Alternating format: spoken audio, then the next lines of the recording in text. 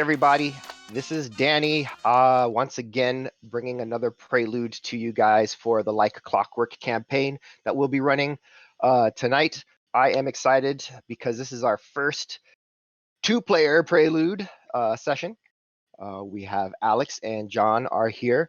I'm excited about that. They're going to be meeting up and sort of exploring some of the consequences of their first Prelude sessions. So that's definitely something to be excited about. I'm looking forward to it. I slaved all day on this map that I've got later that we're probably not even going to really get to look at because, reasons. But yeah, and hopefully no one dies. Last Prelude, I did a TPK practically with Leah's character and the group that she was with, all NPCs. But it'll work out, I'm sure. So hey everybody, what's going on with you guys? What's new with you, John? Well, Panabon is just one of those people where stabbings just kind of happen. There's always some kind of intrigue going on with the Dragonborns. So Panabon just wants to live their life. It's masks by day and then a different mask by night. Masks. Stealing things is fun. Masks everywhere. Stealing stuff is great, and being able to show off my craft to people is even better. I love for people to see my quick change ability. Make a few coins. People love coins.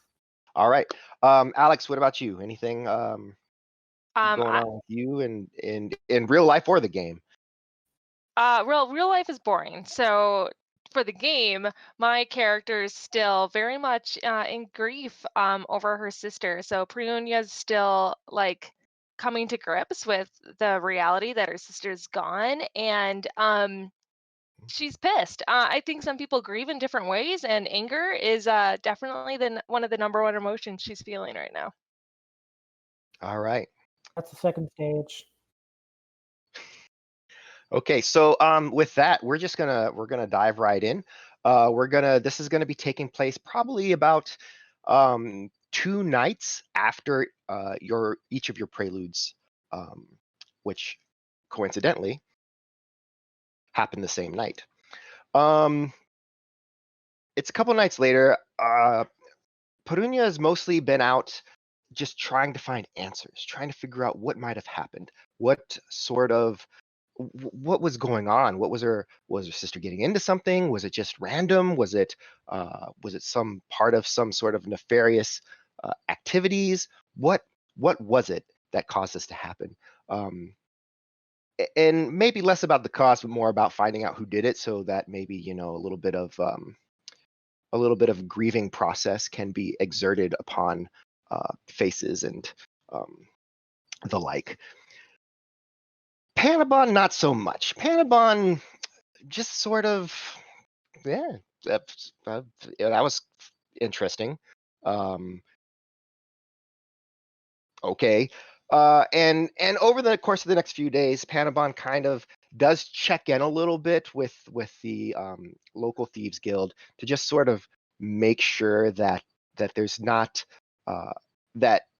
that it doesn't, that's not going to affect him in that way, that it's not or them in that way, that it's not going to that they didn't put their foot in it, as the saying goes. But everything's quiet, so obviously the 2 folks that Panabon was forced to perforate, probably not guild members. So that said, there was a 3rd individual who did not give chase. Probably better that individual didn't, because then Panabon would have had to perforate 3 people that night, and 2's about a good limit on a slow night. You don't want to get too crazy. So that's kind of been what's been going on for the past couple of days, and tonight it's the evening time. Sun's still up enough that there's enough light over the city of Flonopafel, but it is getting dark, and Panabon is doing Panabon things in the market, busking. And what does that look like right now? Well, I didn't get to busk as much as I wanted to today. A couple of Dragonborns figured out that as a gnome, I could potentially look at their jewelry that they have, and so I didn't really. I wanted to busk more, but I had to.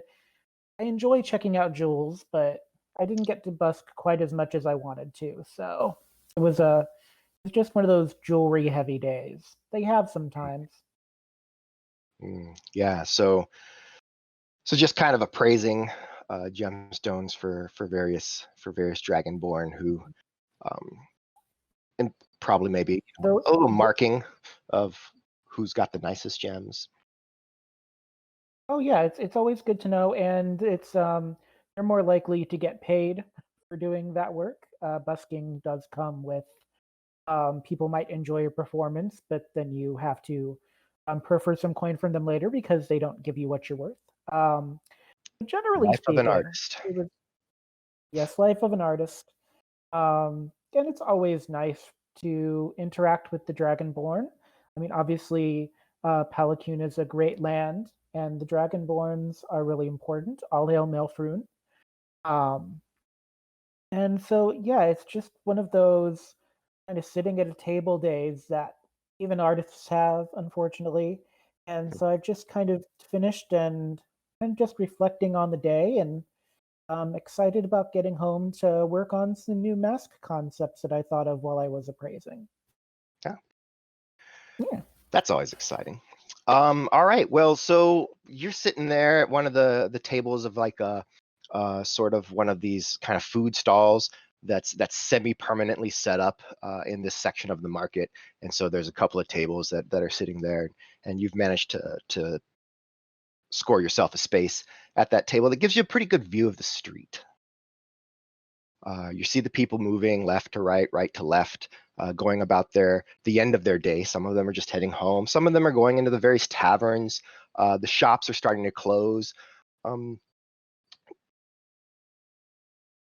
Perunyia tonight is at the market to see if maybe she can find.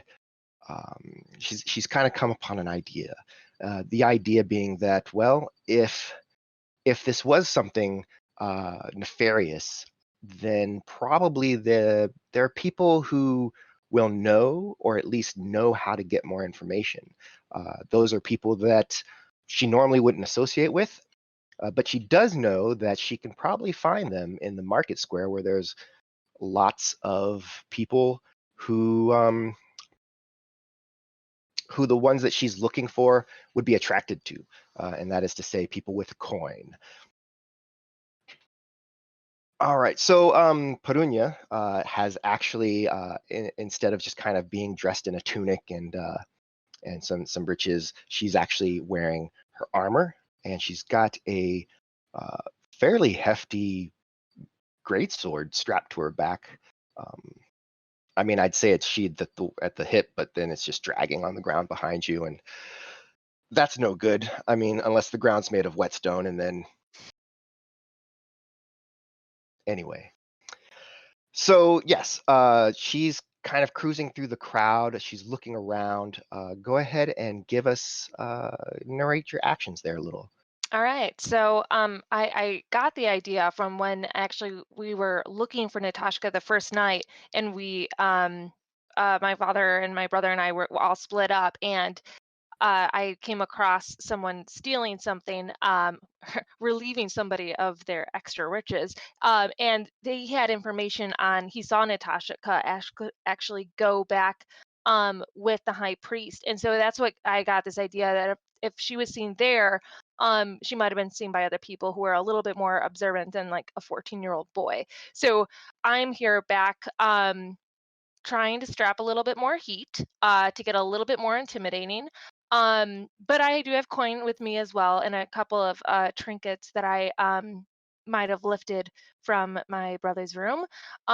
It to pay, or whether by sword or by coin, I'm going to get some information here. So I've probably already talked to maybe 2 or 3 folks by this point. I haven't learned anything new.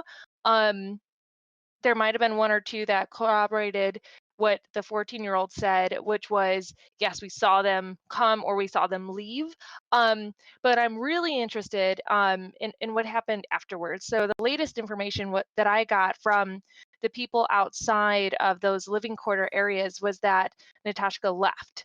And that I can't collaborate at this point. And so that's really probably the part that I'm most focused on trying to get information about. Right. And so as you're kind of moving through, just sort of looking around, maybe if you could see that same boy, that person might be able that boy might be able to kind of guide you in the right direction, or if you maybe could just find someone else. And as you're watching and looking around and sort of paying attention to everything, go ahead and make that perception test. All right. So you're moving through the streets. Um, just kind of like trying to see what you can see. It's that time of night where the light is getting dim in the world, but it's not quite enough to turn on sort of the street lights. And even if you did, they don't provide any additional light. So it's that weird part of the twilight where everything just seems really dark. And so it's hard for you to kind of catch any action and see what's going on, but beyond just people kind of milling up and down the street and moving around and going about their business to end their business for the day. Panabon, however, as you're sitting there, you look up and you do notice this young dragonborn woman. She has she's got blue, but it's not so much that there's that it's blue. It almost feels sort of like a purplish hue to her scales, right? Um, and and that's actually a little intriguing to you right now because your recollection from a couple of nights ago, the color is not it's not often found on Dragonborn. This sort of purplish hue. Um, there are like the Dragonborn tend to have the 5 chromatic colors and the 5 metallic colors, but there are blends that sometimes happen and shading that happens a lot. But this sort of almost a dark lavender is definitely striking and reminds you very keenly of a young woman you saw 2 nights prior. Ooh, not only is the color pretty, but there's some interesting. Hmm. And and that's a great sword, which you don't get a lot of here in the market. It feels like, right? Would you say there's a lot of great swords happening in the market, or Great is that swords, not kind of so a much. unique thing? Rapiers, some short swords. Um, yeah, not so much. Not in the market, especially.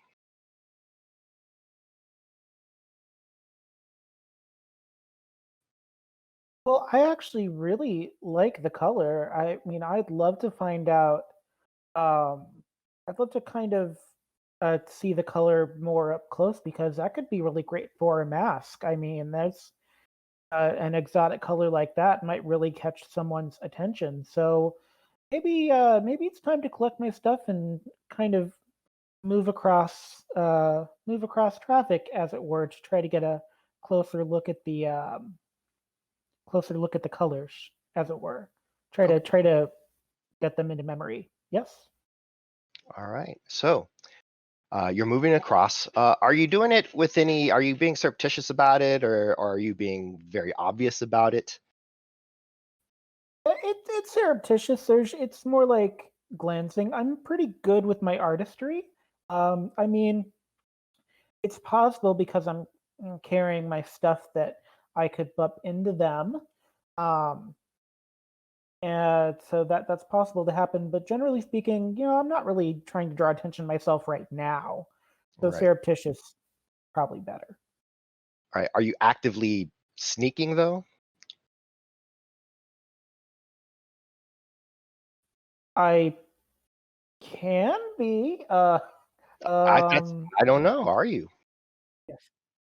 I would not say it's active sneaking. I would say that I'm not trying to make an enemy, but I'm not gonna like stare at the Dragonborn. I'm not stupid.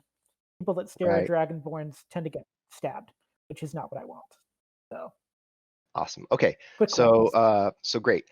What we're gonna do then? All right. So what we'll have happen here is you just tend to be sort of quiet and unobtrusive just normally. So we're gonna have Alex roll a perception test for Perunyia. We're looking for a 10. All So right. Let's see what we got here. Ooh. Ooh. all right. So I don't notice you coming. For So as sure. you're following her, Perunyia is continuing to look around the market. What's Perunya's demeanor as she's moving through? So I have to imagine like I might be getting a little bit desperate at this point of trying to really find somebody to talk to. My last couple nights didn't get me very far, and I'm worried that I'm going to have to give up on this plan. So I might be a little bit distracted, kind of looking for that same boy that I saw the first night, and I would probably be trying to stay alongside of like more of the alley or a darker part of like the corridors, just trying to get a view of the crowd, but obviously not doing a very good job of it. Okay. Let's have you roll an insight check, Panabon. Ooh, an insight check. Let's see how this happens. Wait, it's the little. It's not the little shield. It's a little dice thing, The little right? dice. Yep. Little dice thing. Oh, I got to. There we go. All right. So she's not really hiding it too much. This is she seems like just kind of watching her. She seems like you feel like this is someone who's more used to being straightforward, and so this kind of like semi pseudo skulking in the alley, kind of looking down the alleys, peering into them, and then just kind of scanning the crowd strikes you as odd behavior. That's how you Um, get. That's how you get your great sword lifted, and then you get stabbed with the great sword. That's how that happens in my yes. experience. So actually right now where we're at is kind of like actions to Panabon. So if if he just wants to continue following her for a bit, then that'll just kind of be played out. Or if he wants to strike up a conversation or try to get her attention somehow. Um,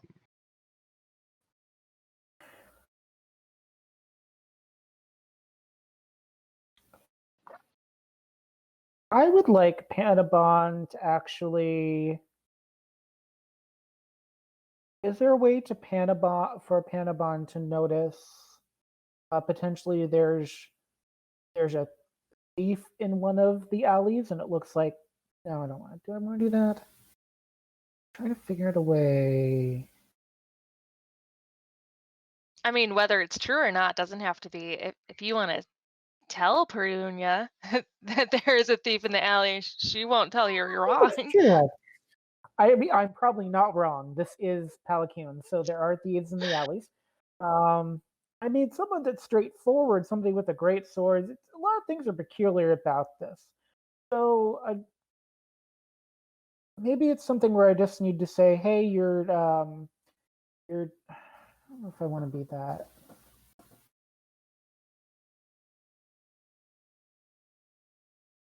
all right. So while you're kind of thinking about that and thinking that through, I'll give Perunia another chance to make that perception test. All right.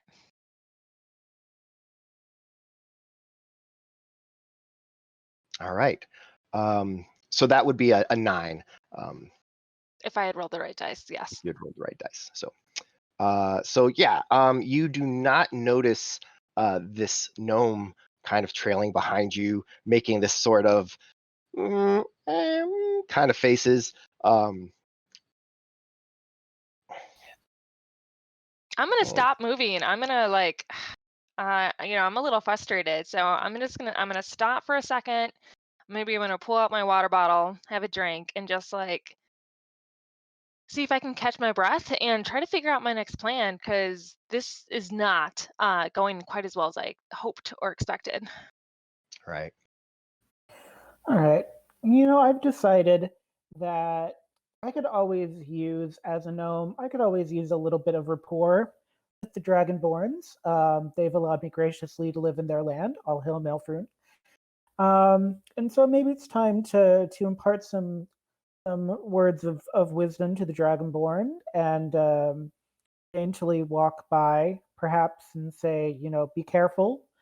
Um, you look a little out of place, and there are thieves about. Generally speaking, I'm not one of them. Heaven forbid, Milfring forbid. But there are people that have bad intentions, and you know, in the dark corners of the market. So, um, yeah. So perhaps a redirect to a tavern would be a nice gesture to the Dragonborns, as one does.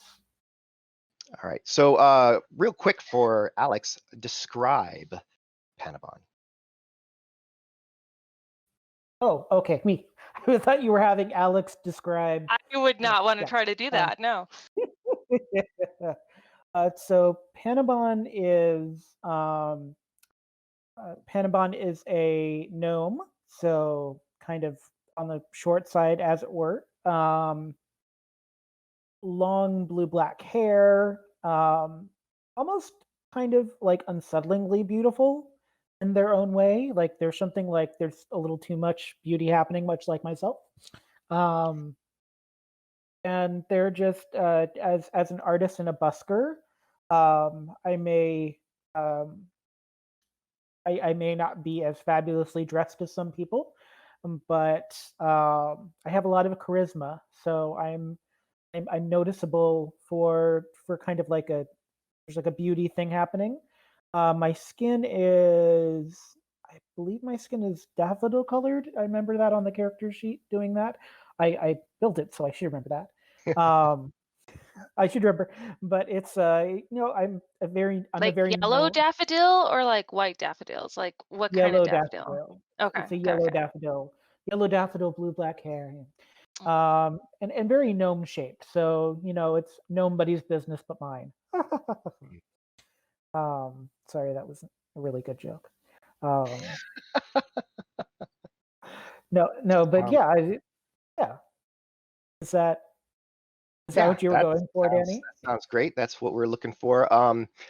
You do also notice, unless Panabon chose not to do this tonight, that the eyebrows are bejeweled, um, bedazzled, as I they feel like say. I would notice that. I would. The eyebrow jewels don't come out. Those are permanent. They are there for all to Uh, see. It's part of the charm. it's So part of the charm. Um, so yeah, you see this gnome approaches and starts giving you advice about being careful and perhaps maybe you should move to the tavern. Go ahead and let's have this conversation. Well, thank you for your advice. It does seem like you might be a little, well, practice in the ways of avoiding, of course, thievery. Well, of course, thieves are a blight on society. You wouldn't want any of those around. Of course, in fair Palacune, really bright and shining place, especially because Dragonborns are such wonderful hosts to all of us here. Um, yeah, it's just you. Um, I just want to make sure that you kind of feel the hospitality of the market, but it is getting a little dark, and things happen after dark. So, Like murder, which is why I'm here. oh, that's unfortunate. I can't recall a murder recently, but um, that is very unfortunate. I Insight hope they there? weren't. Sure. So go ahead. We'll start with Panabon. And what you'll want to do is there is in the bottom right corner of your screen is a little dice tower. And so what each of you are going to do is Oh, is that what Panabon, that is? Yes, you're going to drag your deception dice. So instead of clicking it, you're going to click and hold and drag it into that tower. And Alex is going to do the same Okay. thing with her insight test. Deception dice. So what do you mean when you say deception dice? So your skill of Like, deception. is that?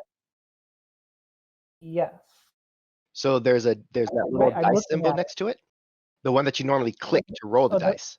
What you're going to do is you're going to drag that yes. dice instead into the. Oh my god, that's amazing! Sorry, that's really exciting for me.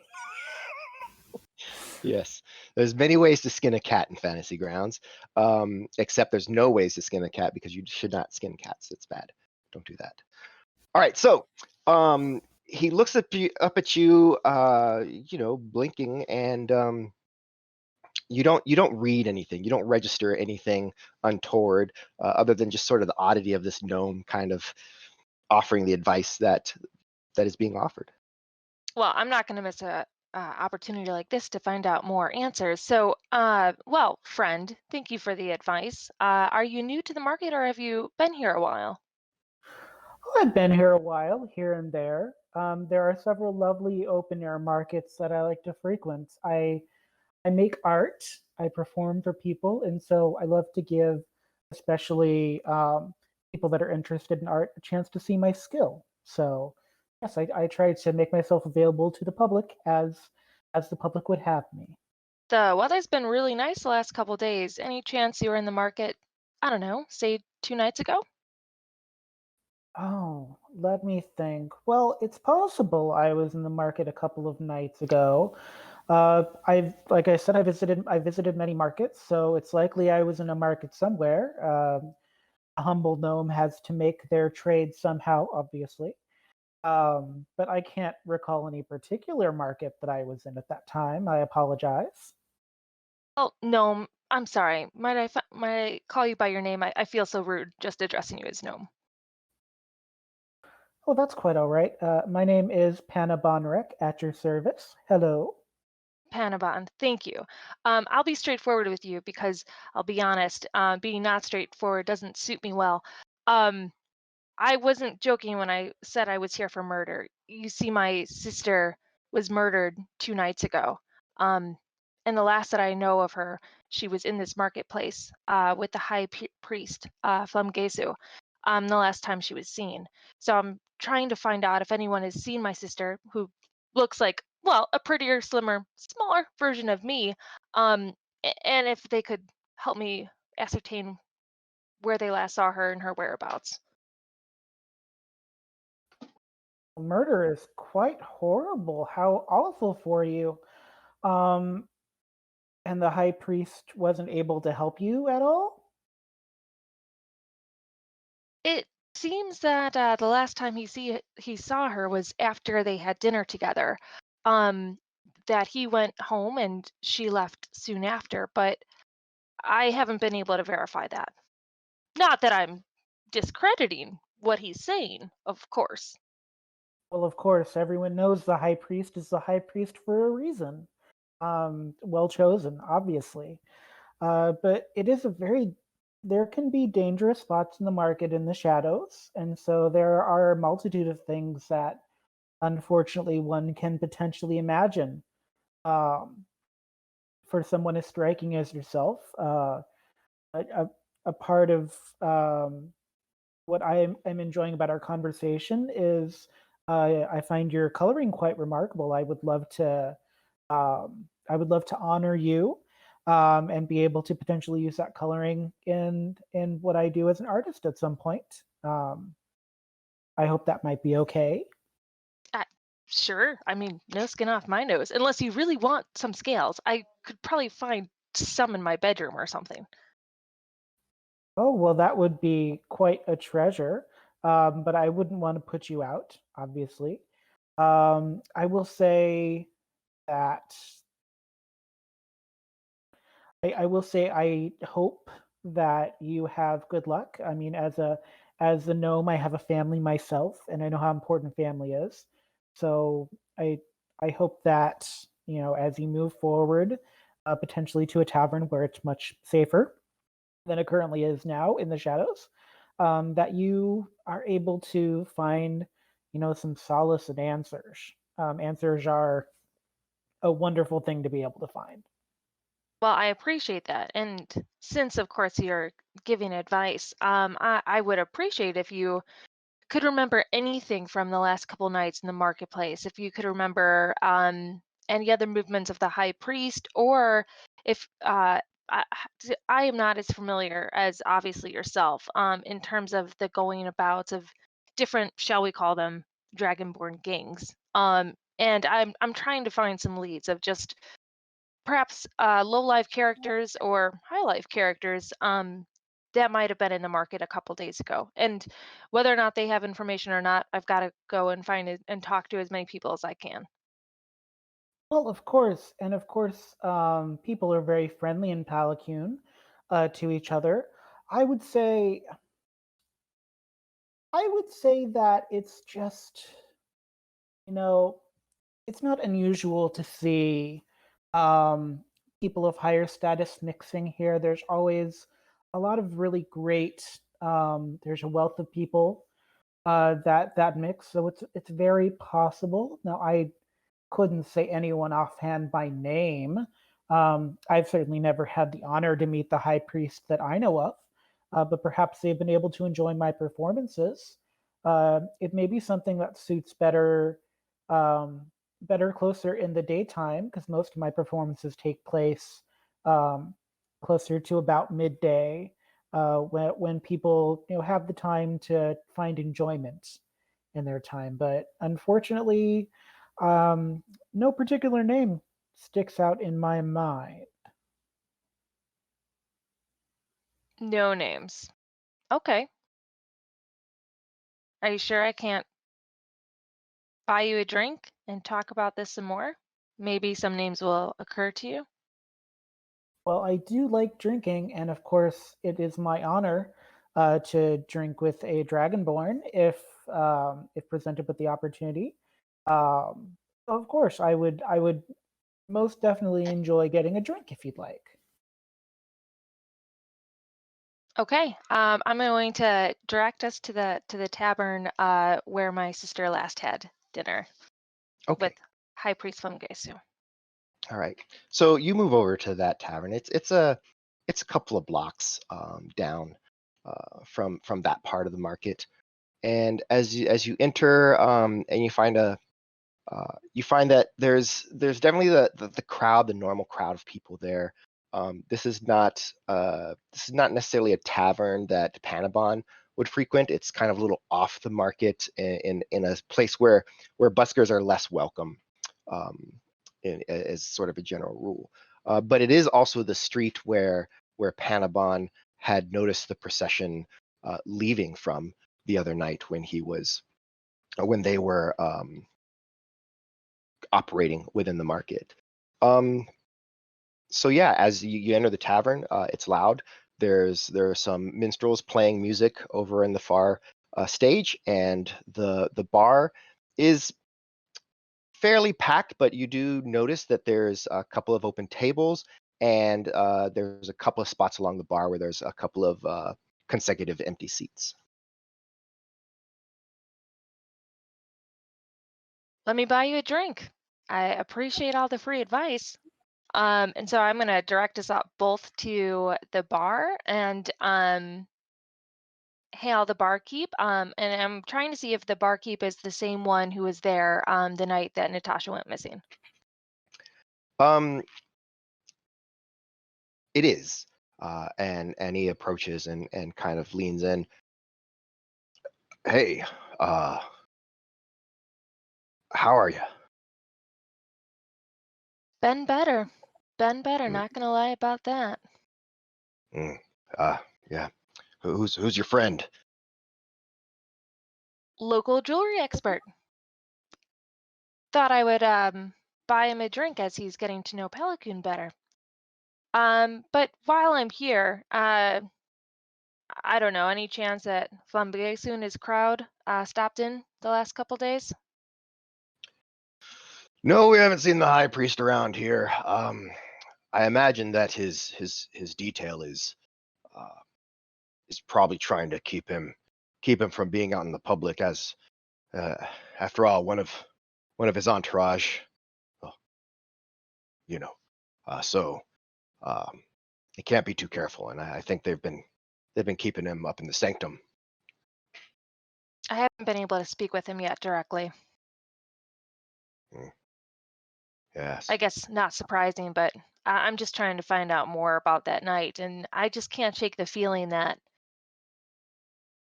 I don't know that somebody she knew might be able to give me more answers. Mm. Well, she was a good one, and we'll miss her sorely here. Can I get you something to drink? 2 strong drinks for myself and my new pal, Panabon. All right then. And with that, he turns and heads over towards the spirits, and pulls out a couple of small tumblers, and you know pours a liberal shot, as they call it, and then just kind of slides them on the table, just pushes them forward just a little bit off so that they rest in front of each of you, and then he just kind of nods at you and, need anything else, just let me know. And he turns and Thank you. kind of saunters to the next customer. Well, you should have a little comfort knowing that that your sister was so well regarded. That's quite an achievement in Palacune, of course. Being a dragonborn, of course, they would be well regarded, but it's an achievement to be well regarded among being regarded. Well, I'd actually just prefer if she was alive, if I'm going to be honest with you. I appreciate that. That is a very tricky situation, and it's really nice. This is a really nice place, so at least you can probably take comfort that last few moments were spent in a very merry location, which is more than some get. Um, you know, I'm pretty sure I didn't tell you this was her last location. I assume by the way that you spoke to the bartender that it was. Hmm? I had a feeling that you know something you're not telling me. I know many things, but all good gnomes know to keep to their own counsel. The fact of the matter is that Palacune is a lovely place, but it also has some elements of danger. Uh, Things happen in the shadows, and who knows if um, who knows where destiny may lead any of us, really. But perhaps instead of that, we should raise and toast to you being able to find the information that you hopefully need so that you can have peace of mind and be able to grieve with as much knowledge as you need. Well, I'm going to drink regardless. All right. And with that, she takes her shot, puts it down, and leans forward a little and saying, you know what? The streets are not the only thing that are scary here. I don't think I'm going to leave you alone until I know what you know. And I would like to roll intimidation on him. Okay, so go ahead. And so for this roll, because intimidation is totally mechanical when it comes to NPCs, however, it is strictly up to player interaction. So just be fair. So just go ahead and roll so that John can see your roll and then can decide how Pretty bad. Pretty bad. frightened Panabon isn't. I actually She is kind of think that's 18. I'm just saying. She's really trying here. no, it's great. It's adorable. I'm a big fan of that actually. Panabon is chuckling in my hindbrain a little bit because as a member of the thieving guild, this is like third day intimidation tactics. So um it's obviously something where where they feel the great heart that Perunyia has for um, their companion. Well,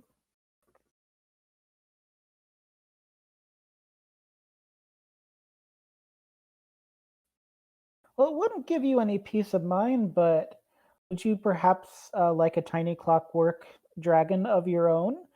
I have a few. I have a few left.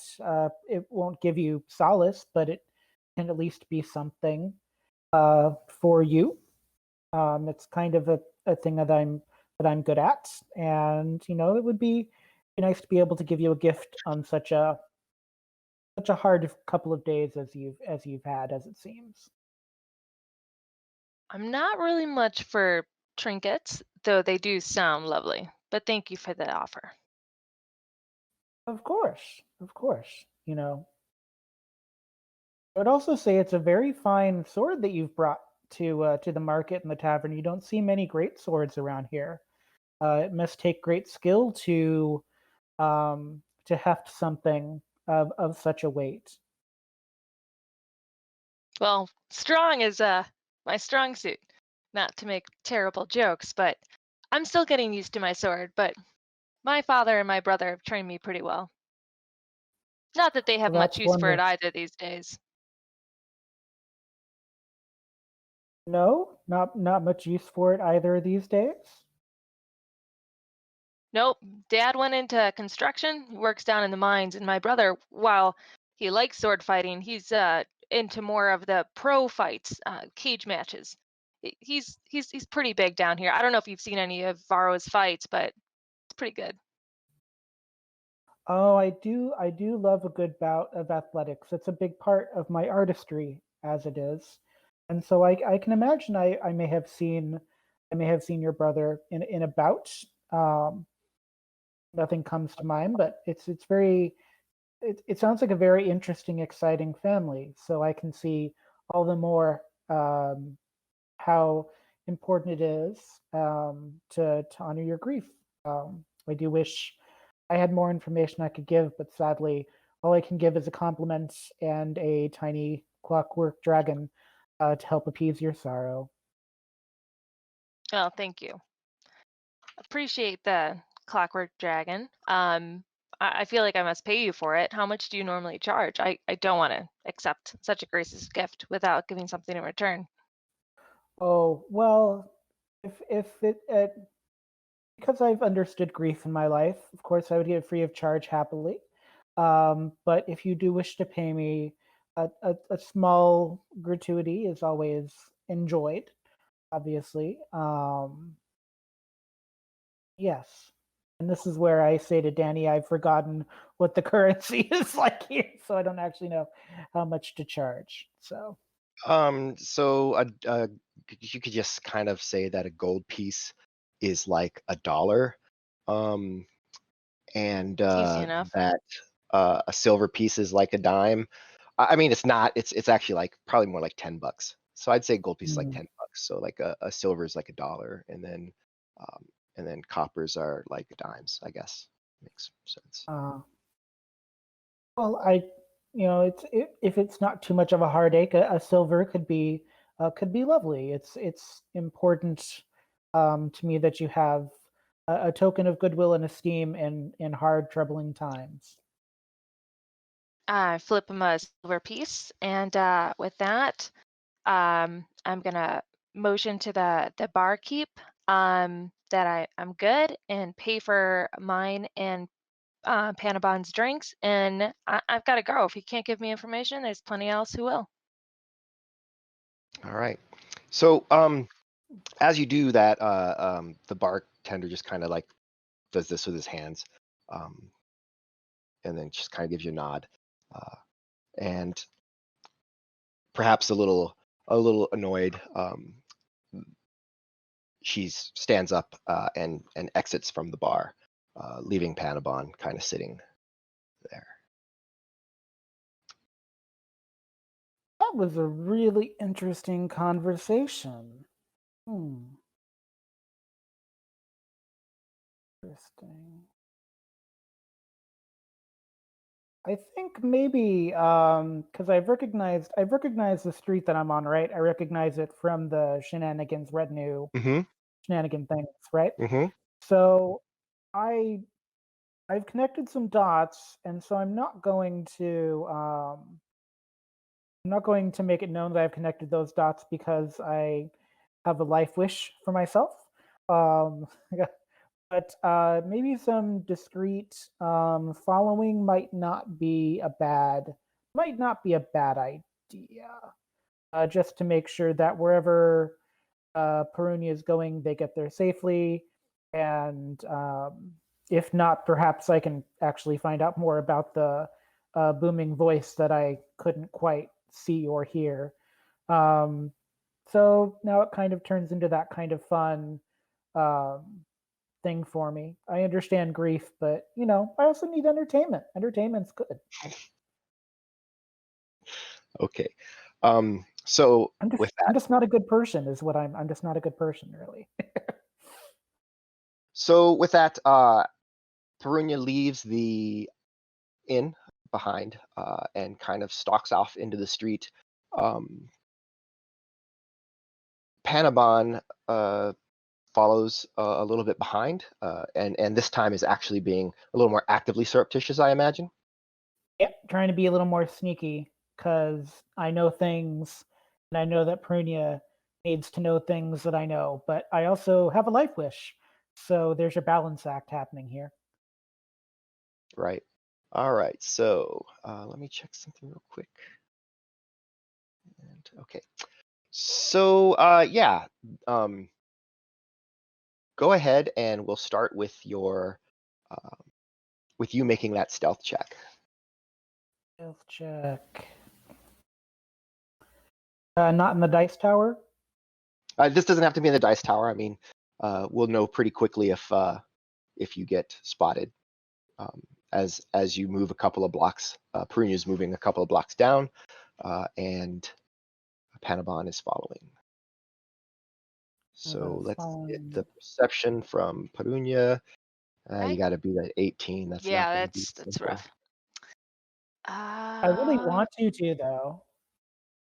I'm pulling for you.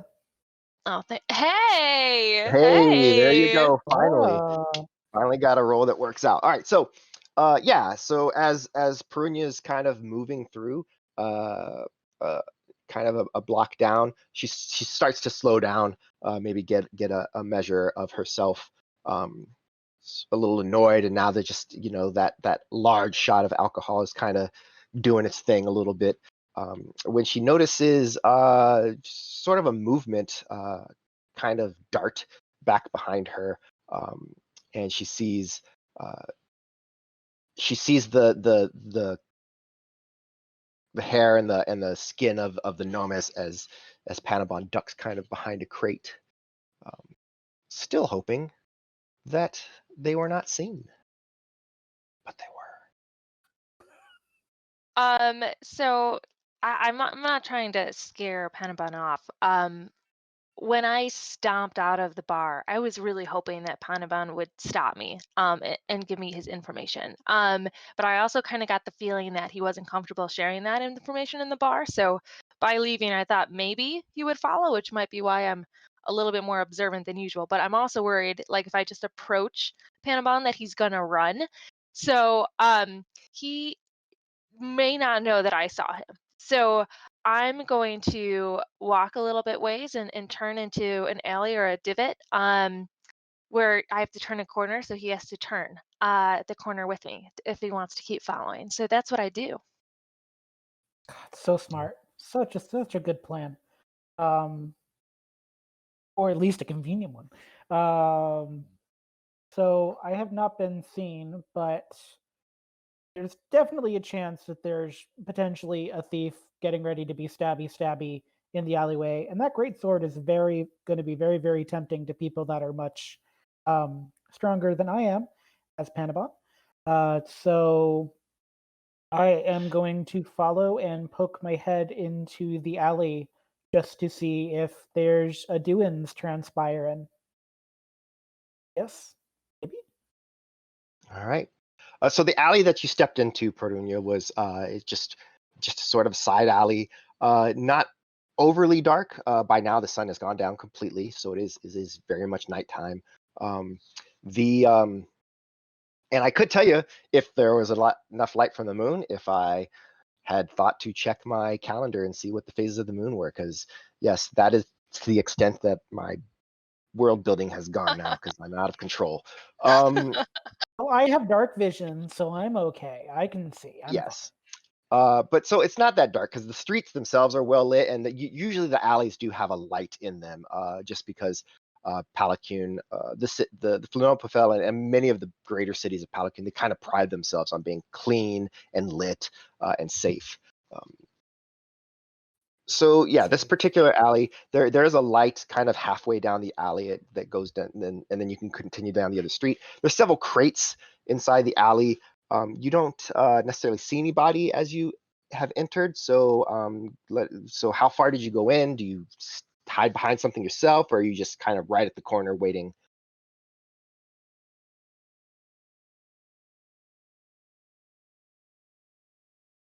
That's for Perunyia. Oh no, I went in. I went in and I went down. Like, so if it's like, probably I'm like trying to be close enough to the wall where if he like just decides to peek in, I can grab him. So like I'm just up against the wall. So like Okay. So yeah, just he needs to peek. okay, right around the corner. All right. So yeah, there's Panabon peeking. So So yeah, this would Panabon's concerned about being stabbed and has turned that corner, peeking in. Well, concern is as a big he word. curious, right? So as he peeks in, I Wait, don't know how much of his wait. I'm gonna let you know. Panabon is genderqueer, so I actually use they them they pronouns for Panabon. Yeah, sorry. No, they is good. So as they peek around the corner, I'm gonna grab their shoulders and turn, very quickly, not to like hurt him in any way, but just to get him quickly into the alley. And as he does that, he knows that I'm not so they know I'm not attacking them. I'm going to go ahead and say, Panabon, nice of you to join me. Okay. Um, and because I am a quick character as Panabon, I would like to have a step removed from the person with the great sword who is currently grieving. Just to give myself just a touch of room where, yeah, just a step and a half away. Um, I let hello, him go. I yes. Hello. How are you doing this fine rest of the evening? Yes. Go in my Fancy way. meeting you here. Yeah. Well, yeah, no, it's the way that I like to take home. Obviously, the back alleys are not always ideal, but as in all of Flanapel, however the name of the city is pronounced. Sorry, Danny. Mm-hmm. Um, it's a really Uh-huh. wonderful place Uh-huh. to walk. Yes, definitely. Yeah. You can cut the crap now, Panabon. We're out of the Yes. tavern. We're by ourselves in this dark alley. And now you are You very free to talk as much as you'd like without anyone overhearing us. Well, you say we're by ourselves, but one never knows. I will say, speaking in generalities, that if something were to have happened in this general area, there's a very good chance that it happened potentially in a back alley of some kind, um, and that there's potentially reasons you haven't heard about it, because things involving high priests don't tend to get talked about a lot. So there's always potential for things to happen in alleyways. That is the first start of something that you said to me that was useful. Thank you. You're very welcome. I do what I can. Um, So if you're not comfortable speaking here in this alley, is there somewhere you would be more comfortable? there's not really. It's always better in Palacune to speak in the generalities of pleasantness. Um, I will say that if somebody were to have potentially seen nefarious activity, an alley is a great place to have seen it. If there were 2 or 3 directions you possibly wanted to go in the alley, you would be most welcome to head a potential direction that might be helpful in gaining closure. Um, and this is Clever where I is think, you. And I am having a hard time following what you're saying. I'm just gonna be straight. I don't know what you're saying, and I need you to be a little bit more open about this. okay. Love it. Danny, can I Very bright. roll? Yes. Danny, what would it take for me to roll something so I can actually just like look around and make sure we're not being like there's no thieves eavesdropping? Because that's kind of my main concern. That is a straight up perception test. And That then is you will okay. roll I'm that gonna. one. You will roll that one into the tower. Oh, I'm gonna put. This is just like that Tower of Terror game I had when I was a kid. Mm-hmm. All right. So as you look around, to the left, to the right, left again, up. There's a sewer grate over there. Okay. You are fairly 100%, 99% sure that there is no one paying attention to Panabon and Perunyia right now. Fabulous. Okay. All right. I just like to speak in generalities, just in case there are people eavesdropping. I don't care to make my business known. I will say that it's very likely that your sister was stabbed. And it's very likely that it happened in an alley very close to here. Um, I'm not quite sure because there was some running involved, which alley exactly it was, but you're not in the wrong area to try to figure out this mystery to help your grief. Can you describe the people with her?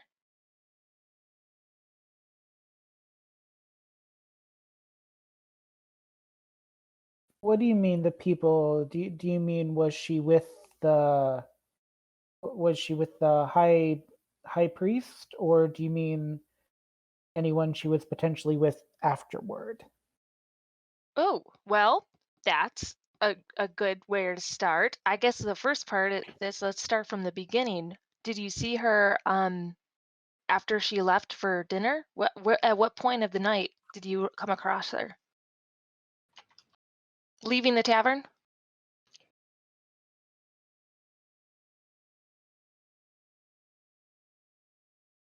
Did I lose sound? No, you're good. You're good now. No, Hold on. you- Yeah, go ahead. I just said I had gotten in trouble.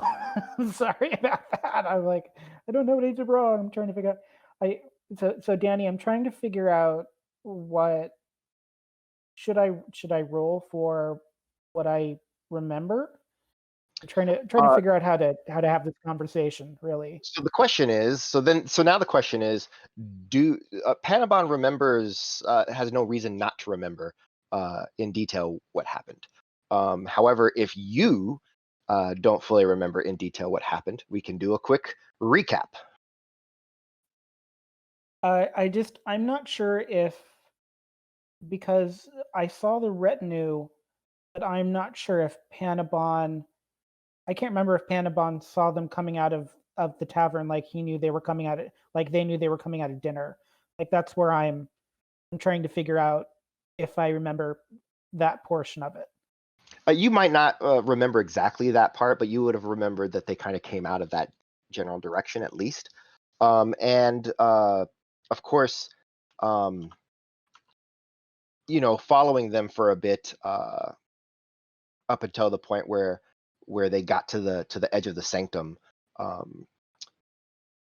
Everything just kind of seemed normal up until that point, right? Yeah, because that's when the guards split off and they were talking with the shady zigzag men, people, The shady creatures. zigzag. That's now Shady canon. zigzag. Shady the Zigzag Helix Man. the Helix brothers that were trying very hard to be seen doing their like shady zigzag thing. Okay, all right. So let's see. So This is called world building, folks. There is now a sort of guild in Palacune, and they're called the Zigzag Men. Yes. oh, that's It's a real great. This is the legacy that I wanted to leave behind forever. um, okay. So how do I? This is where the fun comes in.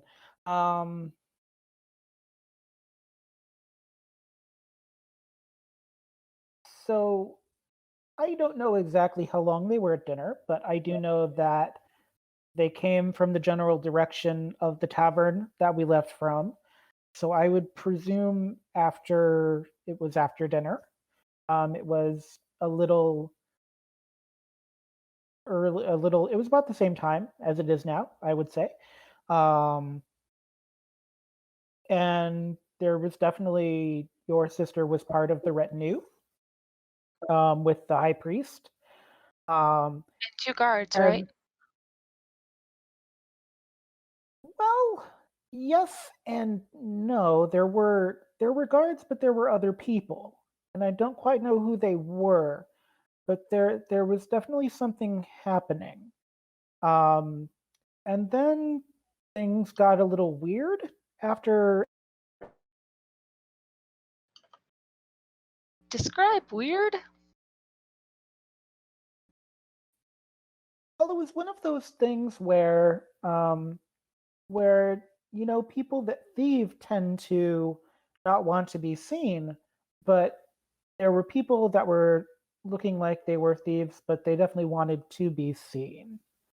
They were making a lot of attempts so that your sister would know she was being followed. There seems to have been a conversation that happened with the guards, but I do not know what that conversation entailed. And there was some traveling to an alley much like this, um, and things did not end well for your sister. You saw it? I didn't see the exact moment that it happened. Um, I wish to say that out of great concern, I attempted to lead away people that were going to do nefarious things, but I was not successful. I assume this is your There's sister, no blame here. There's no blame. I'm more interested in who's the motherfucker that did it. as you should be. Um, I can tell you I heard a voice, but I did not see a face. And the two people that were trying to be very sneaky um, no longer are in Palacune. They have gone to that um, the great or repository in the sky, as it were. All right. So after it happened, it sounds like there might have been some chasing, and the sneaky zigzag men you're describing are no longer with us. Thanks to perhaps someone like you. But that leaves a booming voice. And were the guards with her? Did the guards stop anything? Like, I'm trying to understand what happened to the high priest and the guards, and why didn't they stop this? That is a mystery that I cannot answer for you. I know that they knew the zigzag men. That was all I could ascertain. I will let you know that there has been no really unusual activities with thieves that I would know of, based on friends from the marketplace. But I have not heard anything about thieves doing things they shouldn't be doing to people they shouldn't be doing them to. So it's actually quite a strange mystery about who knew who and what was actually going on. That's fair. You said though that you didn't see the person who actually killed Natashka. you heard a booming voice, so I'm assuming male. Did it sound dragonborn? I could not say. It's possible. It was a booming voice from a doorway. Um, right, Danny? It was from a doorway. Yeah, it just kind of came down from the hall mostly. Yeah. So I couldn't. There was no distinctive human form, but it was definitely a booming voice, and they were very aware. Whatever your sister was talking about seemed to cause at least one of them a lot of distress. So I don't know if you'll forgive me for saying, but if your sister had some sort of double identity or was on a mission for the high priest, I couldn't say. But it was a very weird time for many people privy to events. Did you hear any of the words? Could you make out any of the conversation?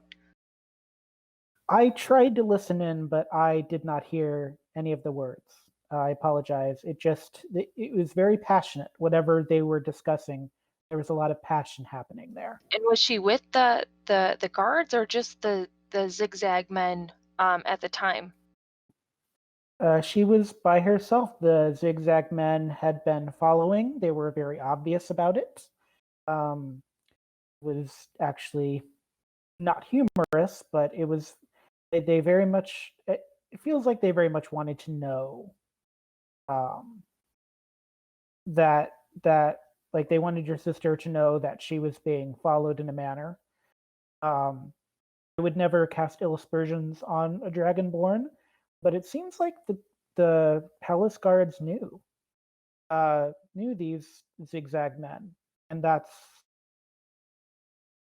it has remained that mystery. That is as much as I know. This is really great information. Do you think that you'd be able to find the alley again?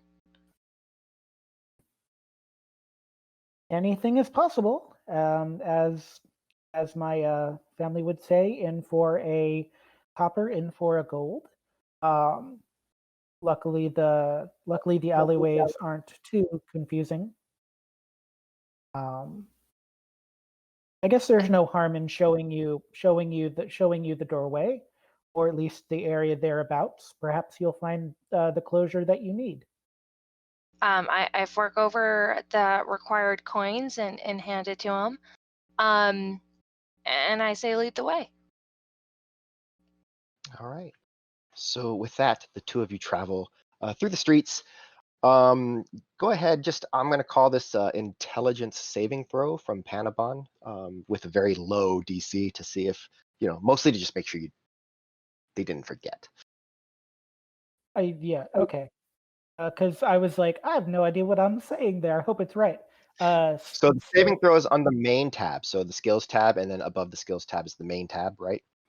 And then on the right-hand side, you'll have, because your abilities are on the left and your saves are on the right.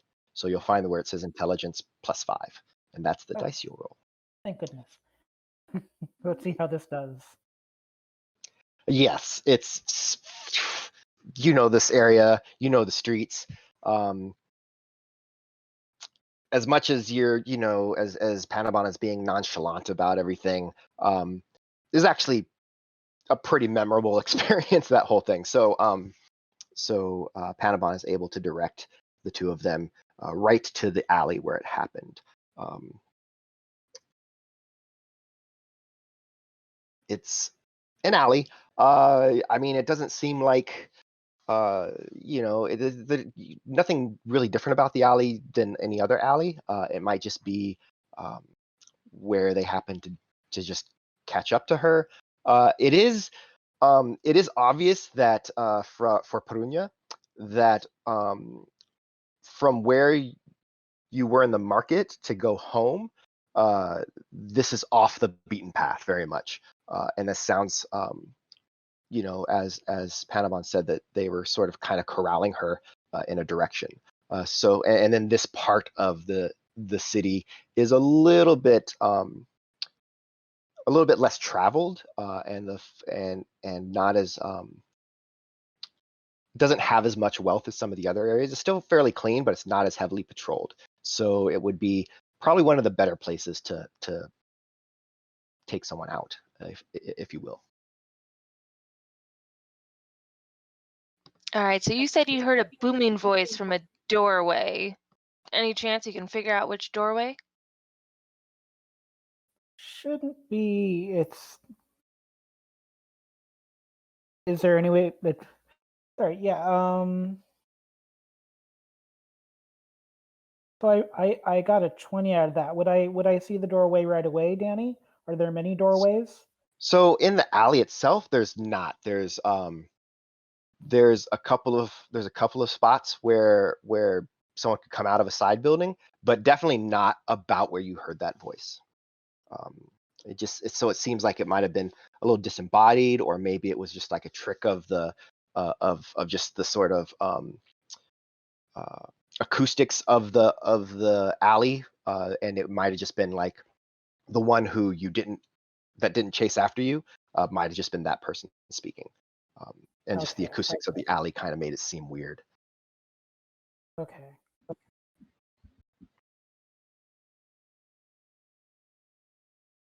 I don't see specifically anywhere, even in the shadows, I don't see a doorway where the voice would have come from. That's very strange. I could have sworn there was a doorway. About where did it happen? Well, I was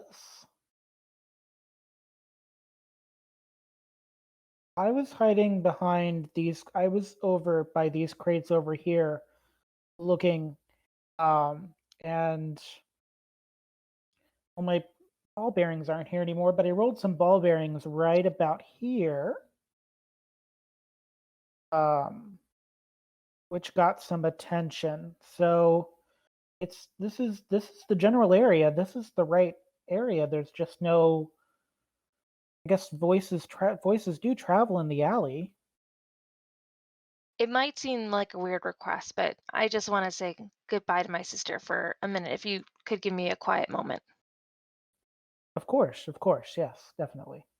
And so Perunyia kneels down at the place where she feels like she can feel her sister's spirit, and is just going to close her eyes for a moment and touch the ground where presumably Natasha spent her last moments, and just clear her mind and take in some of this new information about just Natasha. What were you into? Double life is not something that she would have thought about Natasha. Natasha is so organized and thorough. And if Natasha was looking into something, it would probably have to do with her work. And so Perunyia is really just thinking this through and just taking a moment to just say goodbye to her sister and kind of try to come to grips with this. So she's going to remain quiet for a moment. And she gets up and she puts her hand on Panabon and says, "Thank you. I appreciate it." Of course, it's very sad, but sometimes that's the way of Palacune. Not always as bright and shining as one might think. Generally, it is, but sometimes it is not. I hope that this closure brings you some solace. Oh, it's gonna bring me some solace, but I think I'm gonna go get the Ruskunky that did it. And the more that I think about it, the more I want to know what these guards actually knew about these zigzag men. So if this is where we part ways, this is where we part ways. But I'm gonna go find out what these guards knew and what they saw. I wish you the best of luck with that. I would say your greatsword may come in use at that point. As a humble gnome, it is not my place to um, assume anything. So I do wish you the best. All right. So And then, of I'm course, I'm gonna follow. I'm gonna All right. I'm gonna turn around again. And I'm gonna and yeah, I know you said there weren't any doorways, but I'm still gonna look up in it if I see any windows and if I can see any neighbors peeking out because booming voice and the fact that they kind of seem to allure her here. If I can talk to somebody, I'm gonna try to. Okay. Yeah, there's definitely some windows. You could probably figure out where the people might have lived that belong to those windows, and try to spend a little bit of time maybe seeing if anyone knows anything. It is getting a little bit later in the evening. Probably not so late that people are going to be mad that someone's knocking on their door, but it is late enough that people are going to be like, "Who is that?" Right? So it's about that time of night. We all know what that time of night is. Um, so yeah, heading into one of the buildings, uh, Perunyia finds what she believes is the door of the window on one side of the alley that would have been overlooking kind of that spot. Standing in front of the door. And I knock, but I try to assume is a polite knock for this time of night. So just some rapid succession knock, but not too long, not too heavy.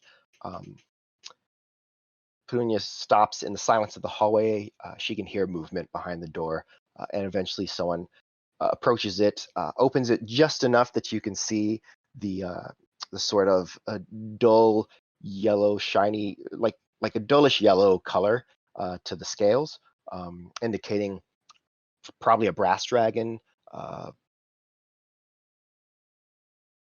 But Excuse me. I've got some questions about a murder that happened here about 2 nights ago. don't know nothing about it. Are you deaf and blind? I mean, you look kind of old, so. Who you calling old? I mean, if I had a murder that happened outside my window, I would have noticed. Don't know nothing about it. If you'd like to make an insight check, feel free.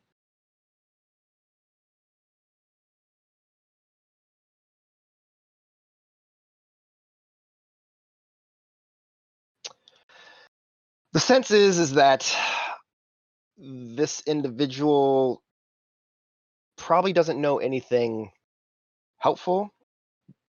You know, someone was murdered out back and there was a lot of noise. Uh, you get the feeling that this is the kind of person who would have tried very hard not to see anything. You just go back to your porridge. I know, your teeth aren't as sharp as they used to be. And with that, I walk off. Brats. Chunk. All right, well, Well. down, I guess back to where the high priest lives. I'm gonna go try to talk to the guards, or Flamgesu if I'm lucky. All right. So with that, you move through the streets of Palacune later in the evening. By the time you get to the sanctum, it is much later. It's getting to be about that time where it's odd for people to be out doing anything routine or normal. So it's the only people that are going to be out at this hour are those who have certain night businesses that need to just kind of be conducted during night because they're it's just like it's a blight to see them happening or what have you. The sort of thing where the only kid that's out at 4 a.m. is the kid delivering newspapers kind of thing, right? Or up to no good. So with that, Perunyia is moving through the night. Panabon, as dark as it is able to sort of kind of stealthily follow behind. And unless Perunyia is trying to keep an eye out for that, I'm not going to have anybody make any rolls. Eventually, you arrive at the sanctum. You've passed out of that sort of grittier neighborhood back into some of the more wealthy market areas, and then finally into the sort of really wealthy areas that surround the sanctum, and eventually arrive at the sanctum itself. At this hour, the sanctum is always open, but the guards are especially perceptive and wary of and observant of who's coming in and out. The sanctum is always open because, of course, there's never not a good time to worship and to head to one of the larger churches or to the cathedral itself for religious services or just to pray and what have you. So they don't stop you being a dragonborn, walking very openly. They don't stop you, and but they do mark your passage. You're quite aware of that, and then you head into the sanctum itself, and kind of recalling where the high priest from Gesu lived. You kind of turn towards that direction. So several steps behind is Panabon. As I said, Panabon, the sanctum is always open. The guards, however, are there and they are observant and they do try to mark everyone's passing. So how's Panabon handling this?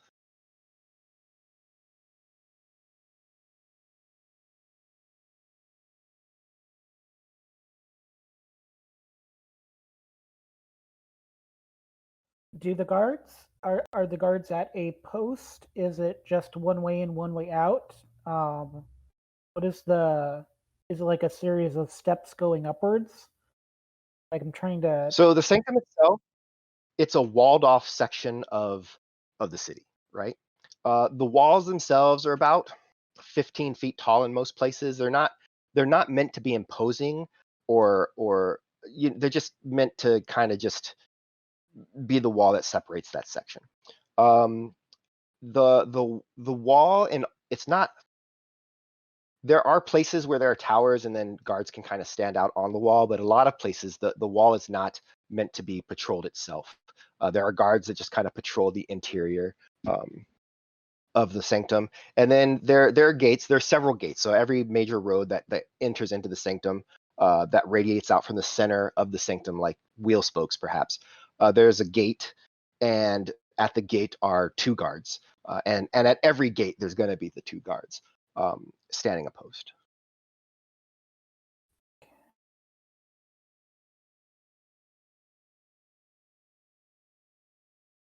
I want to follow, but I don't want.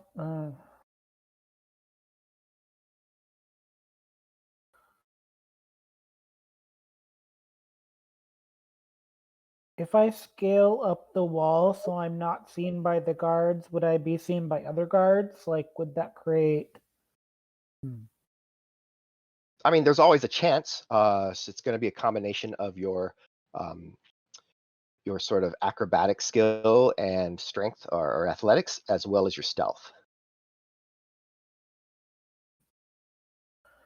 I have pretty high stealth.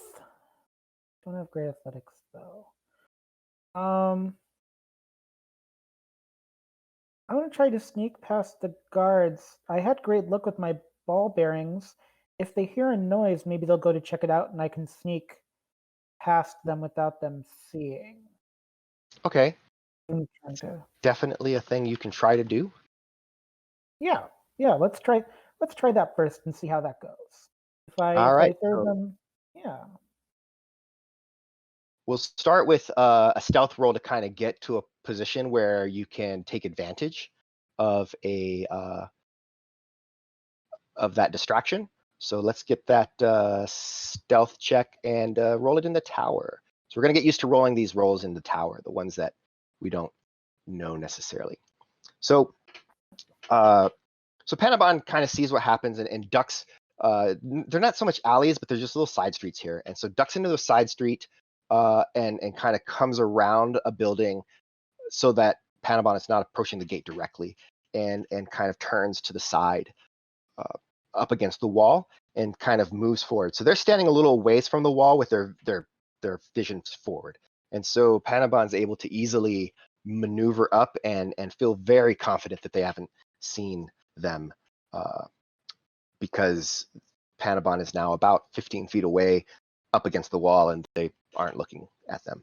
So yeah, there's Panabon. And what's the next action? Next action is to. I guess the next action is.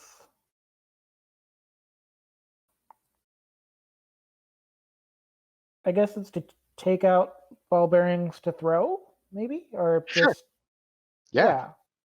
yeah, sure, why not? And then hurl them in a direction, I imagine. A direction that I am not at would be ideal, so Okay. that I can pass by without issue. All right. So with that, Panabon kind of throws the ball bearings into the air. In the darkness, it's just impossible to see anything that small kind of sail above you. And they do clatter down the street a ways, and it's definitely an odd noise to hear at that time of night, right? It's not horses, it's not people, it's not talking. It's just like this really sharp sort of clackety clack that isn't properly rhythmic. Like if there was just one, you might get that kind of pseudo rhythmic bounce that like where it gets faster and faster, like that, like that. But there's three of them, so it's just like doing this weird cacophonous noise. And they definitely turn and look in that direction. They don't actually move away from their post, so but their attention is definitely in that direction, and so there is an opening for Panabon to just kind of slip past quietly. Great. Would I do a stealth for that, I guess? So this is going to be another stealth roll, and I am going to have them take their perception with disadvantage. So I'll actually have to roll for them. So I use the dice tower again? Yes. Though in this case, if you fail, you'll probably know pretty quick. Yeah. All right, so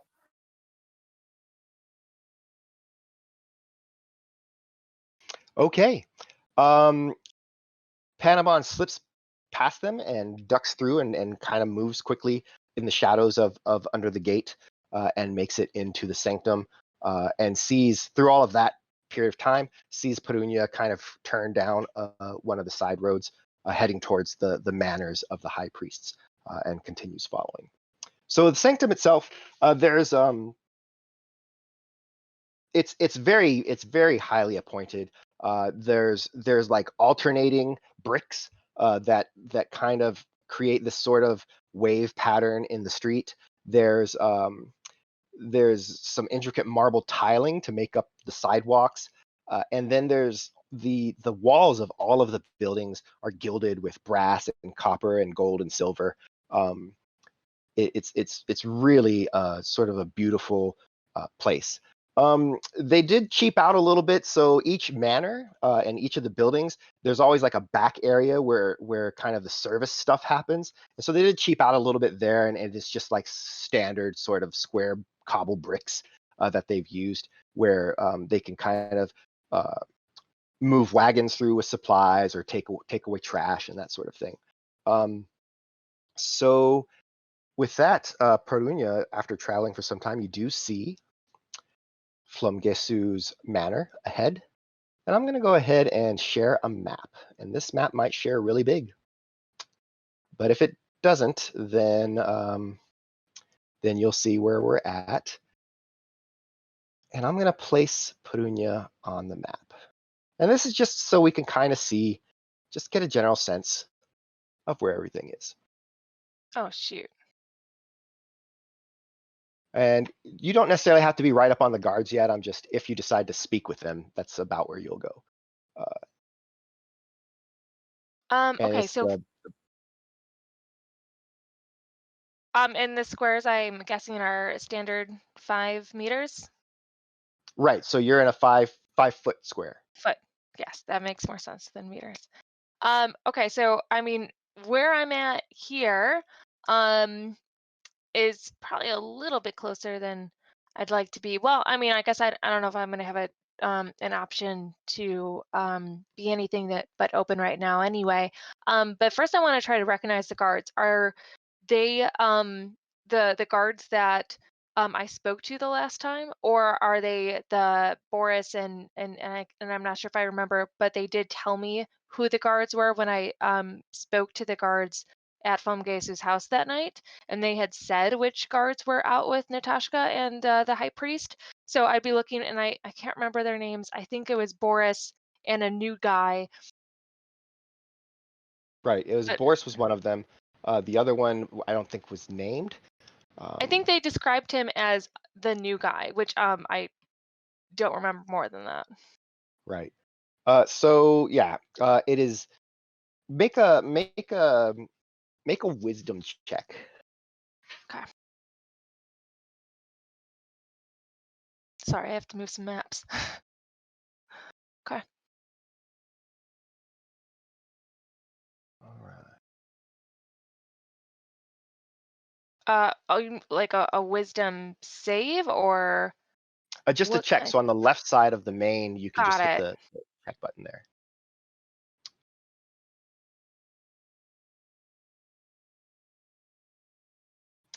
Yeah, it's the same two guards that you actually spoke with that evening, because by the time that you had got there, it was a little later, so it would be that same shift. Okay, so I'm gonna go ahead and address these guys. Mhm. You guys might not remember me, but I was here a couple nights ago looking for my sister Natashka. Ah, yes, I remember you. I'm sure by Uh, now you've heard the news. yes, my condolences. Um, most everybody who knew Natashka thought well of her. She was kind, bright. Thank you for saying so. I still trying to find out more about what happened, and I know lots of random violence happens in alleyways. It's just one of those things where I'm having a hard time accepting it, and part of it is I really wanted to speak to the Boris and the other guard that was accompanying herself and the high priest Flamgesu that night. I, I know that it's obviously not their shift, but if you could direct me to the guardhouse, I'd much be obliged. It is likely that they have gone home for the evening. It's best if you come during the day. That is when Boris will be working. Uh,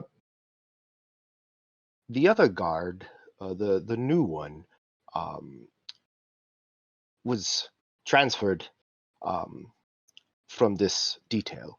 I could not give you any more information on that. Oh, okay. Do you know a detail? No. Oh, okay.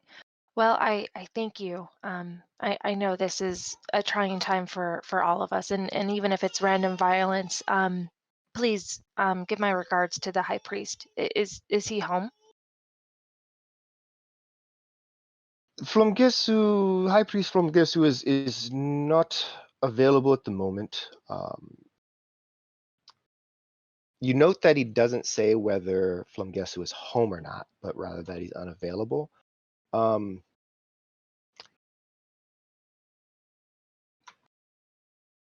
I'm sure he would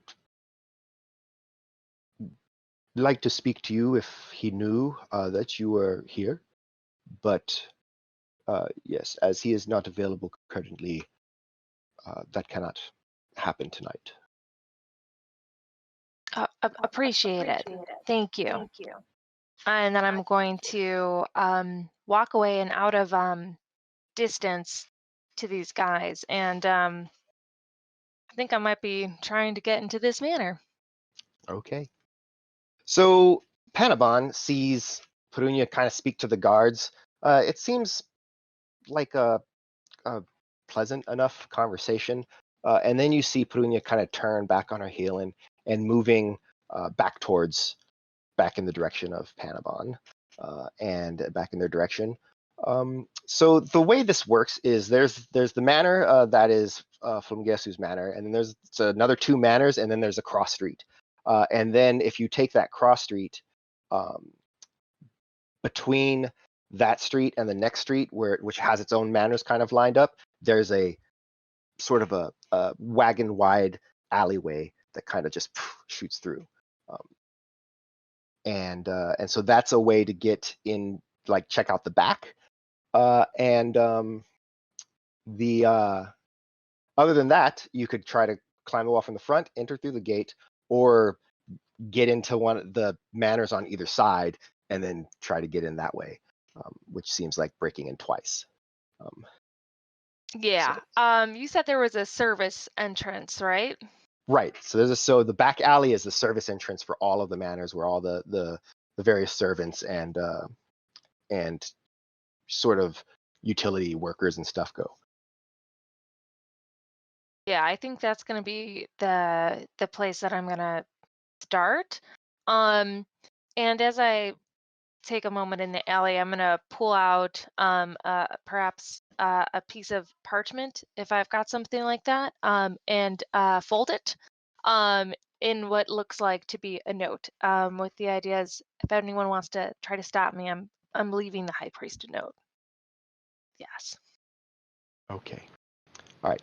So with that, Perunyia kind of makes her way towards the back. What's Panabon doing at this time? It's gonna sound kind of weird, but is there a roof on the manor, or is it just walled and then it's open air past the wall? So what are you asking?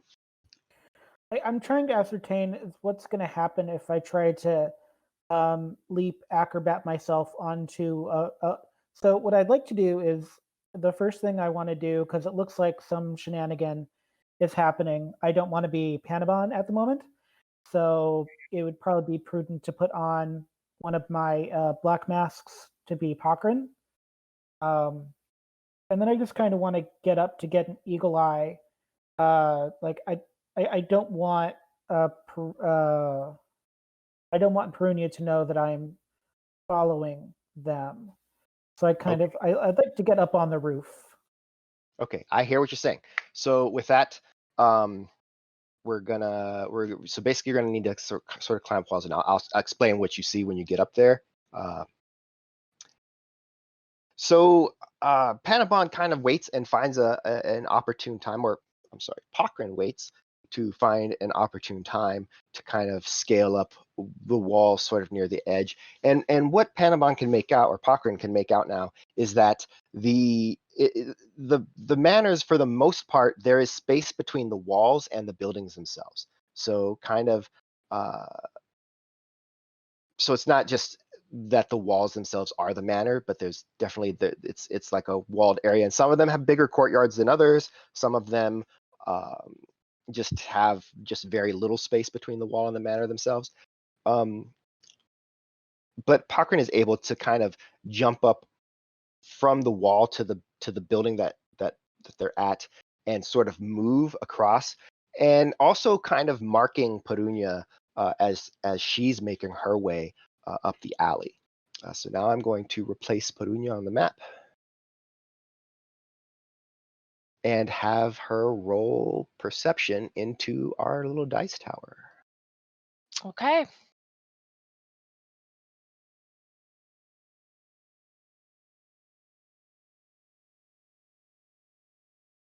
All right. Hopefully that was enough.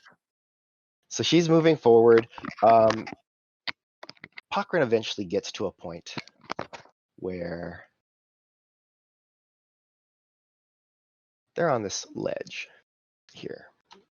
So this ledge is sort of near the bottom of the map on the right side. So that's where Pakrin's at, situated. Kind of along the wall. The manor itself that Pakrin can see it's a 2-story manor that is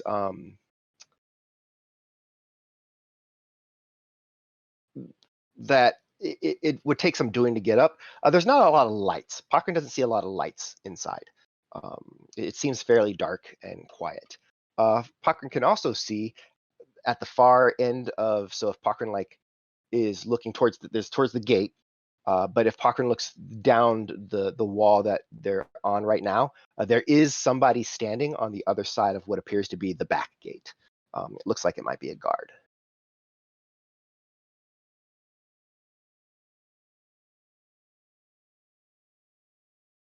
Where the servant entrance is, or is this like I'm in their line of sight? Yes, yeah, you would say it's where the entrance is.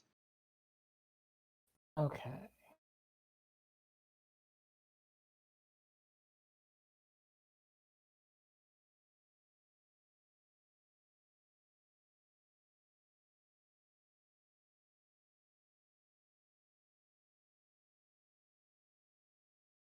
Is As it Pakrin what considers is their it, options. what? Yeah, Go ahead. I know. Sorry, I'm trying to figure out. Trying to. So the guard is on is at the servant's entrance, right? Right. Like So it. right here where I am drawing a circle, that's the way that the servants come in. So there's a guard on the inside that's obviously posted there to make sure nobody breaks in the back. Yes. So what would happen? So there enough wall space if I jump down into the manor itself that like could I do that, or I'm on? I guess I'm on. I guess I'm I mean, on you like could go down, you could scramble down there, and then you'd be in between the wall of the manor and the wall of and the outer wall. yeah. So I could do that, and I could creep forward, uh, but that guard wouldn't see me if I did that. I guess there's probably room Yes, for there's walls. definitely something that you can kind of use to your advantage for cover. Okay, I would like to use that to my advantage for cover. I love cover. Cover is great. Cover. So I'm just gonna. Cover is great. All right. So with that, Panabon, make an acrobatics check, just to make sure Cochrane you is don't, making acrobatics. just so you make sure you don't break your leg when you jump down this wall. It's about 10 feet, which is, Yeah. but for someone as Dice tower. sprightly, no dice tower. The results will be fairly obvious right away. Okay, so yeah, easy peasy. The walls are close enough that Pakrin is able to actually like kind of jump and then catch on the other side and spring back, kind of like a reverse Jackie Chan going up between two walls. Pakrin kind of like managed that shimmying down, and is able to get into here, and then moving up behind this. It's basically a pile of logs that are stacked up here. So let's make that stealth check though, just to ensure that you don't knock the logs over. That would be nice. Oh. Yeah, no, you don't knock the logs over. Okay. The guard seems fairly oblivious. Not sleeping necessarily, but definitely not as observant as the guards at the gate. You know, this is probably, the guard's been here every night for the past however long, and nothing ever happens. So you do hear Perunyia moving up the side, unless she's trying to be quiet. I am trying to be quiet. So let's get that stealth roll. All right. And I'm gonna guess dice tower for that one. Yes. All right. So we will notice that 2 dice were rolled, right? You saw the 2 silhouettes. Because you're wearing chainmail, and chainmail is heavy. Heavy armor imposes a disadvantage on your stealth roll. Yes. I can probably hear myself, so I'm gonna go ahead and assume that I'm probably not all that sneaky right now because Right. I have ears. So knowing that I might not have a lot of time for this, and that this going in and just murdering something is not really what she's about to do. I'm probably going to um go up to the door and knock on it politely, and say, "Oh, excuse me. I heard some ruckus down the street, and they were a lot of men running, and I don't know. I just felt like I should tell somebody. Weird, and I'm gonna just keep walking past him." Okay. Make a deception test. Okay. Was that dice tower or is that? Yes. Throw that Okay. into the dice tower. All right. So Cochrane hears all of this and just and then here's kind of Perunyia kind of keep walking a little ways. It's the guard just kind of looks maybe a little confused and then just kind of shrugs and goes back to sort of standing there. So I'm going to go around this area here and see if I can find a better way in. All right, so that's basically going to take you just around to the front. So you'd have to go. It's like the next manor and the next manor, and then you get to the end of the alleyway, and it comes all the way around. And how high are these walls? About 10 feet. I'm up close to 10 feet. Hey. Yeah, I mean. Oh man. Well, I'm gonna go past this manor because I think I'm gonna have to go more from one manor to the next manor if I'm gonna try to get in here, since my try at deception to get him interested in something else didn't work so great. Okay. So what? Wait, what are you doing now? You're gonna try and get up the. Yes, but at the next manor over, not at this Right, one. the next manor Right, over. because I know I'm loud. So. All right. So what is Cochrane doing as Cochrane is behind these logs? Well, Cochrane is chuckling to themselves because that was maybe the least sneaky thing that they've ever seen since they became a new thievy. And Cochrane is thinking, I'm having a pretty decent night. I'm well hidden, so I have kind of a sneak attack advantage thing. Um, one way that Perunyia might be able to get in is if I threw my dagger at the guard or around the guard to get their attention. I really like at. Got it. I mean, getting their attention gets their attention. There's a Yes. pretty good chance that just throwing it at the guard is going to also very momentarily get their attention. So what is Cochrane throwing the dagger at the guard, or is Cochrane throwing the dagger next to the guard to get the guard's attention? Oh, at the guard. We're not Okay, doing anything by awesome. halves That's here. what I wanted. That is Cochrane does what I nothing by wanted to. halves. Okay, so Perunyia, she's up there, and Cochrane is with advantage. With advantage. Go ahead and make. Okay. Go ahead and make that attack roll with your thrown dagger. Oh my gosh, here we go. Okay, so my thrown dagger, the attack roll is the dice, right? Yes. So, and it's the one next to the bomb. Not that it really matters, because they're the same. But just make sure you push the ADV button down there in the bottom left. Oh yes. Wait, the ADV button. The ADV button is. Oh no, that's down there. Okay. Yep. Okay, ADV is pushed, and then I press the little. I press the dice, right? Do I need to drag it? Double click. Double click. Yeah. Nice. So, okay, so now you have down at under all that, it says where it says rogue, you have sneak attack, right? I do have sneak attack. So you're gonna make sure that that's open so you can click the little button that has the man in it, because you're gonna add your sneak attack damage. Wait, I'm gonna. Where's the little button with the man?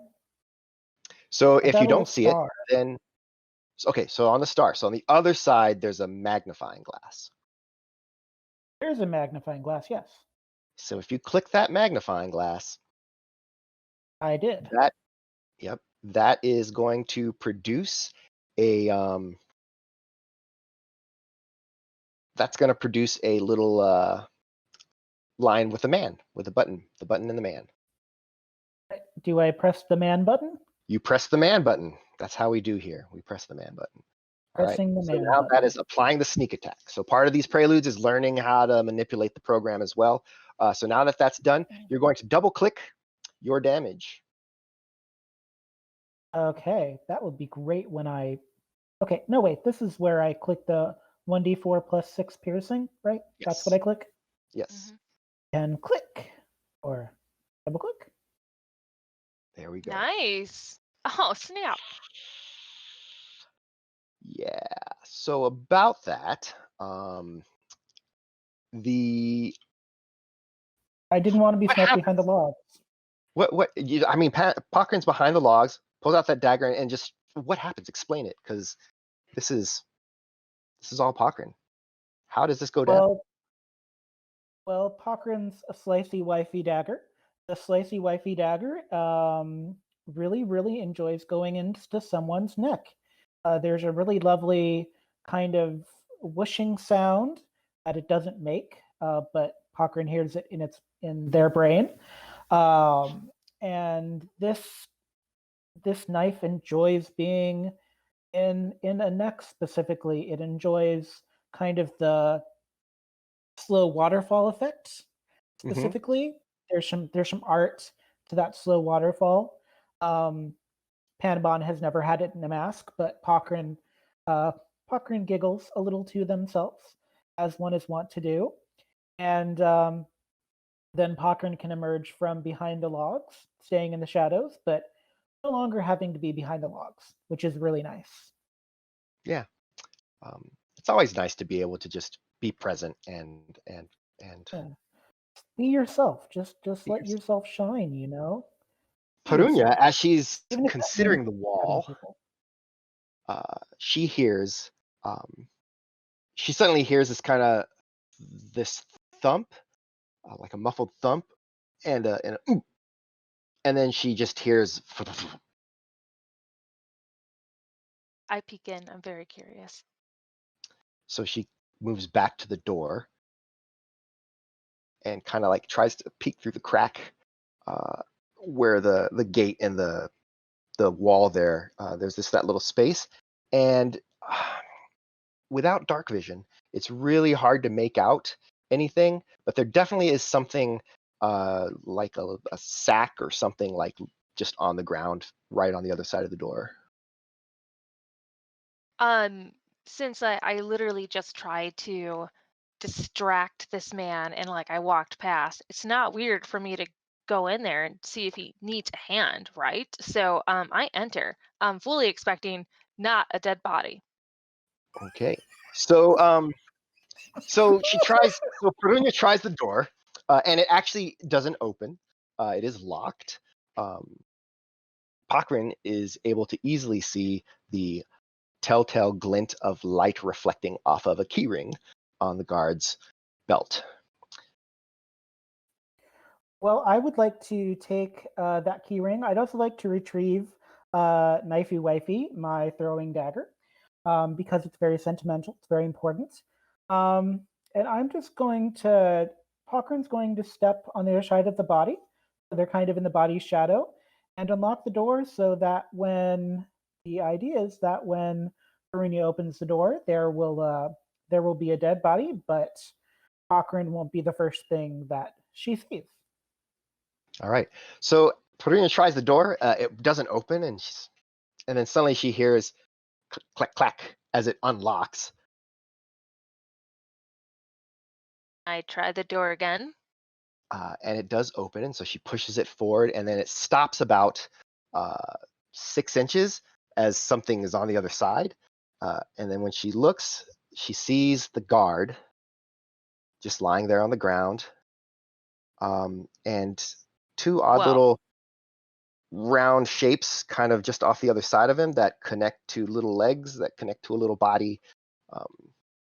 And there is a short masked person.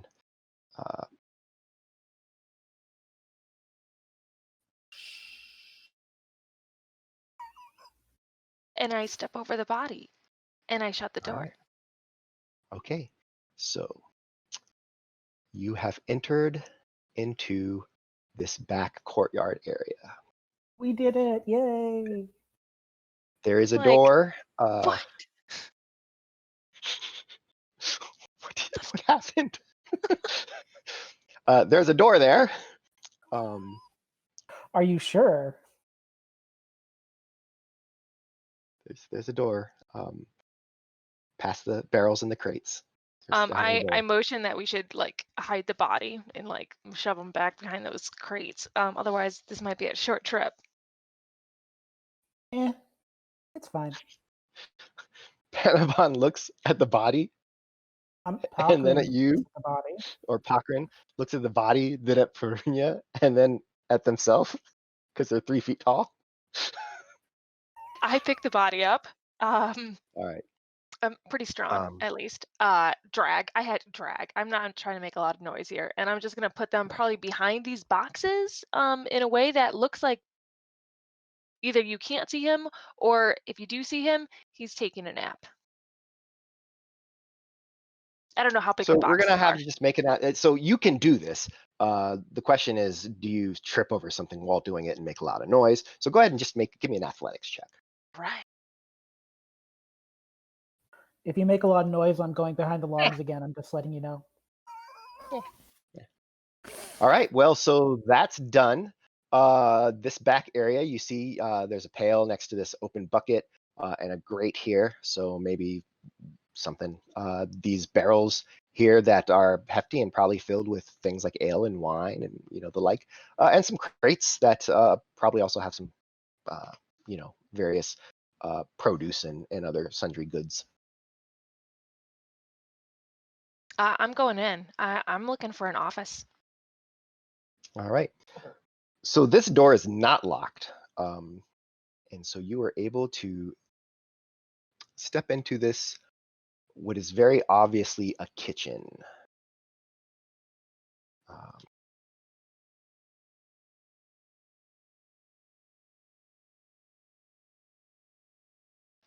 Okay. If I'm Flamgesu, I'm not putting my important documents in the kitchen, so I'm gonna keep going. All right, so there looks like there's some double doors ahead, and maybe a little light coming from that direction. There is, and there are also voices coming from that direction. You hear two distinct voices having a low conversation. There's a door, kind of just on the other side of this table, and then there's a passage that leads towards the back of the manor. Can I hear what the voices are saying? You can make a perception test.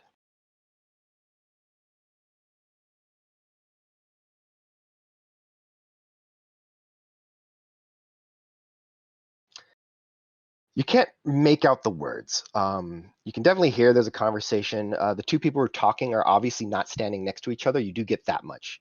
There's some distance maybe between them, but not so much that they're having to speak loudly. But no, you don't hear what they're saying. Okay, and that's from coming from the double doors, I'm guessing, that are in front of the kitchen area, and then to what would Right. be. So the voices are coming from this direction. All right, so I'm gonna not go towards the voices. I'm rather go towards the other door. Okay, so to the door. All right. This door also opens fairly easily. So And do I there's hear no. any voices before I open this door? Make a perception test. Yes.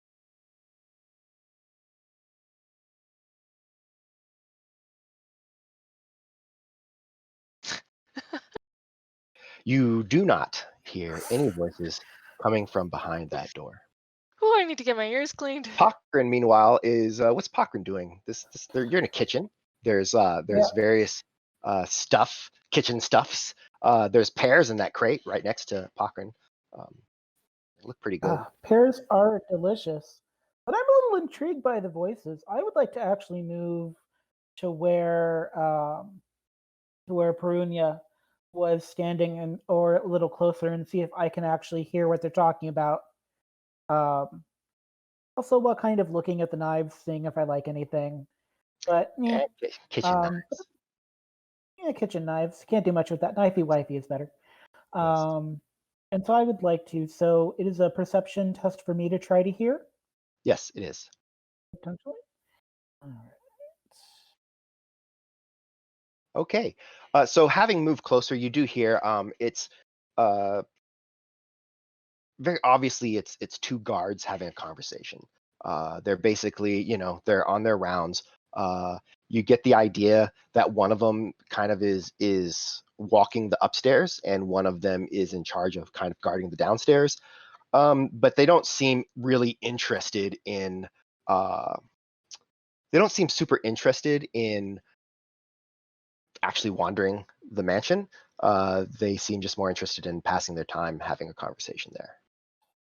All right. I'm gonna make a hand motion to my um temporary thieving friend, and I'm just gonna motion like go through the door that you're at.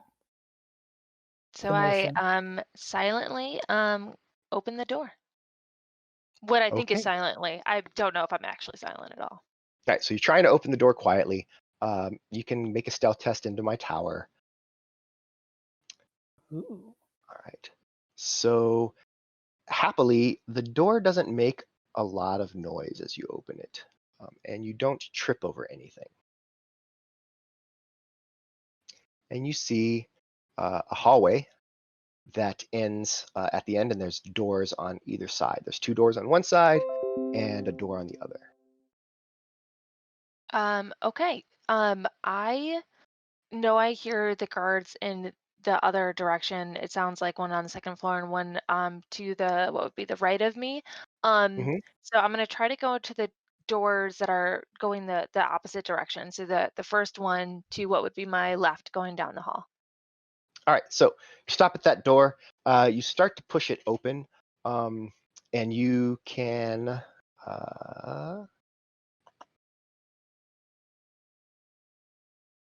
Yes, you can definitely make out snoring. I skip that door. Next door. All right. So peeking into, you move to the next door, and so the one on the right side. Yes. Okay. Uh, that one is locked. All right, next. All right, and then Is the last one is also locked. And are is these there locked? uh Hmm? these two are locked. I motioned to him. So I'm gonna continue down the hall. So this is the end of this hall. This is as far as this one goes. Well, I have the keys, so perhaps I hold up the key ring that I took from the now dead guard, and I um, hand over the key ring to the other person, so Yeah, that and if I we get motioned caught, that the they have first the key ring. door to be quiet because there's a person there. I take the Yes. keys. Um, and while it's not my strong suit, I'm gonna try to look at which look like a bedroom or an office key, and I'm gonna try it in the door.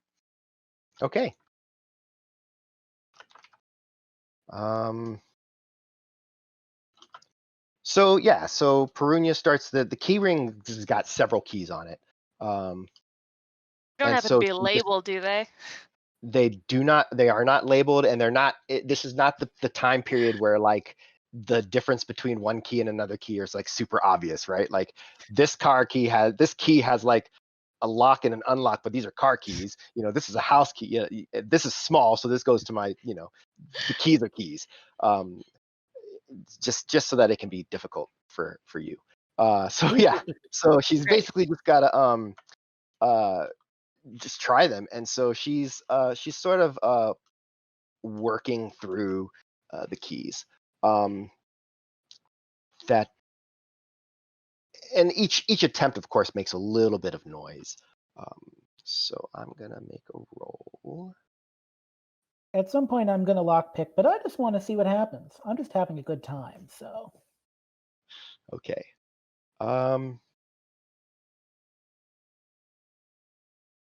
So you eventually find the right key, and you manage to push open the door. By the way, that's what's there. Did you change the map? I did not change the map. Okay. I'm just going to there. Oh. It's that gray room from The Great Divorce. It's a C.S. Lewis version of Heck. Uh-huh. So as you peer in, you see like someone kind of slowly sit up in the bed. What does Perunyia do? Everything's good. Sleep. Closes the door. Roll persuasion with advantage. Oh God. Okay.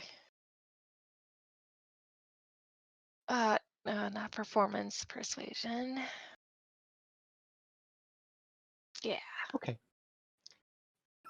Must just be the guards making their rounds. Best thieving ever. All right.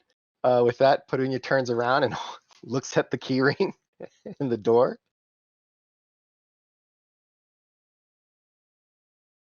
No. These appear to be bedrooms. I motion. Let's go back through the other door. All right. So you come out here. So you can. So the door to the left is where the people are talking, and then you can go to the right. To the right. All right. So Perunyia starts heading down that hallway. Panabon, Pakrin. Pakrin takes the key ring because he's not. They're not leaving. He's behind. And so we've tried the doors. It's all bedrooms and nonsense. The one door has not been tried. Just Perunyia doesn't feel like going through all the keys to figure out For which more one bedrooms. opens that door. Yeah. Well, I'm You could. gonna try that door. Yeah, I might as well. I'm You're here. a I little have, bit more I'm- quiet than I I'm am, tempted. so. All right. So, Yeah. are you looking for the right key, or are you just going to pick it? Oh, I'm just gonna pick it. I'm Okay. not. Keys are nonsense, but I'll it's fine. All right. So go ahead and give me a thieves tools roll. So that's in your skills. Ooh. It is in my skills. It's in the bottom. Okay. Oh. Oh no, it's fine. It's not a hard lock to pick. 10 was your DC, so you get that open without too much fuss and find inside a larger room with a fellow sleeping in a bed. There is a vanity down at the end of the thing. The other rooms just had like chests. They were very very small and sparse, but this one seems a little bit more, a little bit nicer, but still kind of eh. That's anticlimactic. I'm just gonna shut the door and then follow. I just wanted to see what was in there. Can't leave Yeah, open I mean, doors. you know. I mean, yeah. It's just rude, really. And I'm many things, but rude is not one of them. It's good All to right, know. so coming down here, Perunyia sees a piano. And obviously, what is a dining room?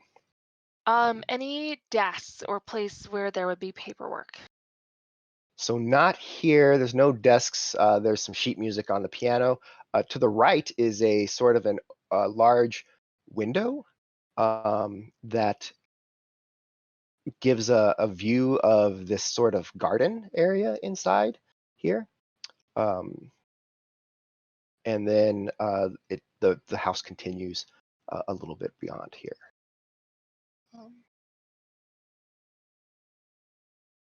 I do want to just do, and I know that you said I didn't see any paperwork, and that's really what I'm looking for. So I quickly rifle through the sheet music, just to see if there's anything else hidden in there in terms of interesting paperwork.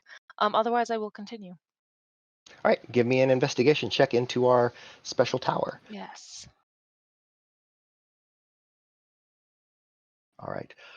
She goes through each of the documents fairly quickly too, and sees that it's literally just all sheet music. There's nothing on them that is anything else. Boring. Yeah, boring. Continue.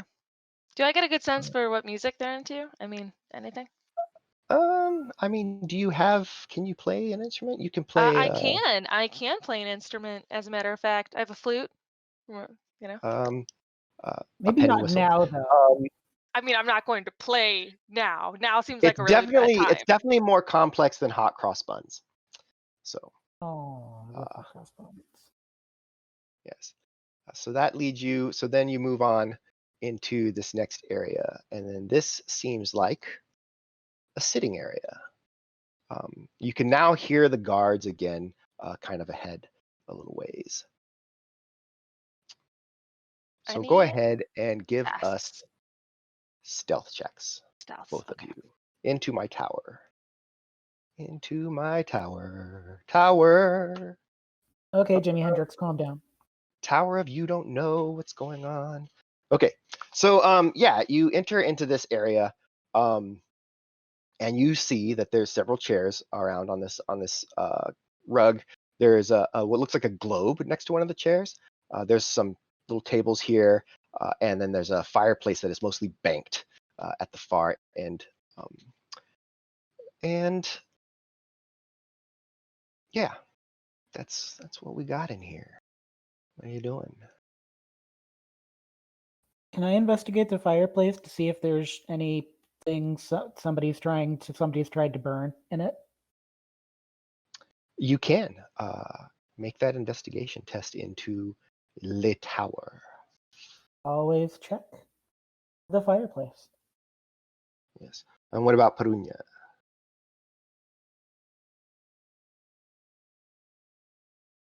Oh, I think we lost some volume. Oh, nope, that was me on mute. Okay. Any kind of tables or places where they could be holding paperwork, I do a quick check for that. So I'm gonna do an investigation for that. All right, a quick check. Even with the 5, so the DC for seeing something that's right out in the open is going to be a 5. Because right there, so there's a book right there, and that whatever book you look at it quickly, and it's just like a treatise on economic relations between Palacune and Ineland. But between the couch and the other chair, there is a stack of papers and what looks like a knife, a dagger. That's what I'm gonna go check out. All right. So picking that up, it's a list. It's an odd list, and you're not able to kind of understand it right away. It looks like there's names, people's names, and looks like other things. Make an investigation check as you look at this document, and I am going to.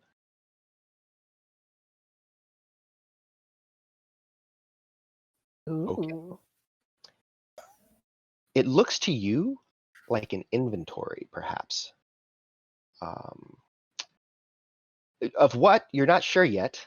The dagger is a very nice dagger. It's got jewels. It's jeweled in the pommel, and then along the cross guard.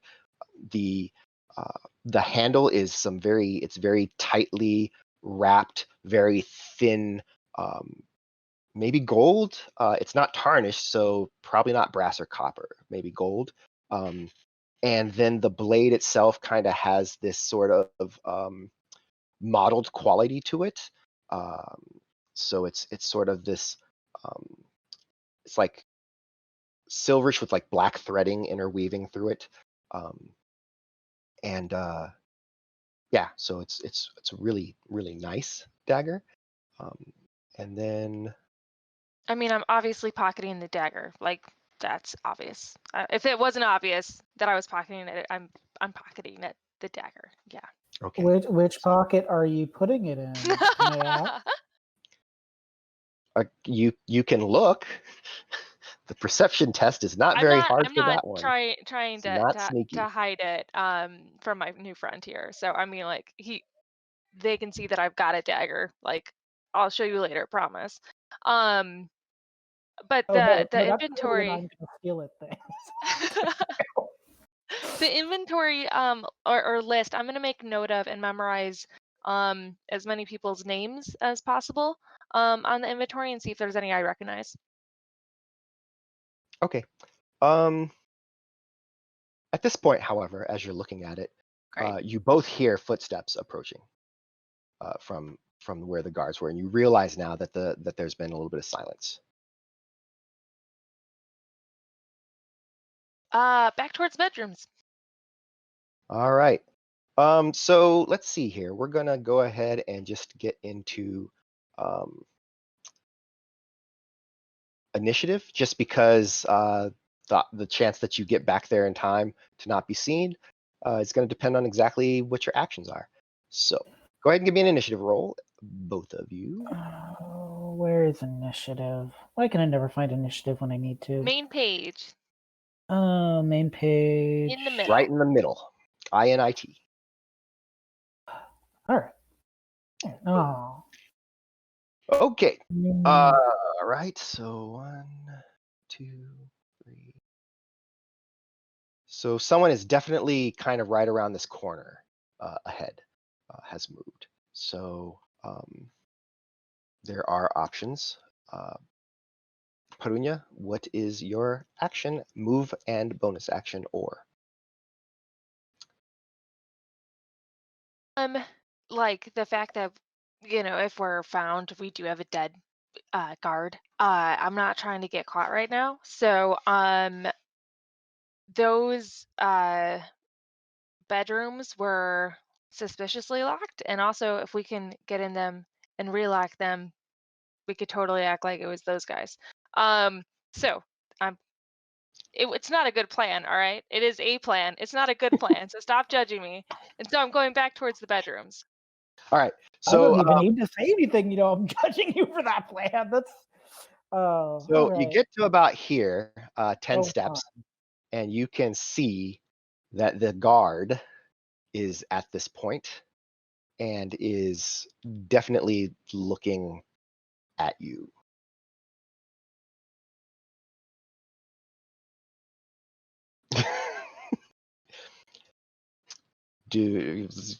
You've got 20 feet of movement left of your movement. Yeah, so I'm just gonna go up to him and punch him in the face, because Oh, it's too late for me. okay. So this is a punch, Yes. not a. All right. So let's get that punch. Let me. Unarmed combat. Yep. And let me target the guy first. We've got him. Okay. All right, then.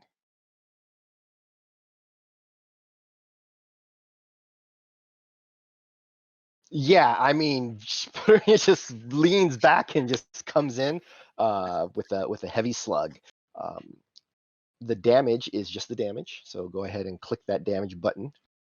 Unfortunately, since you're not a monk or anything, you don't have a damage roll. You just do your strength bonus.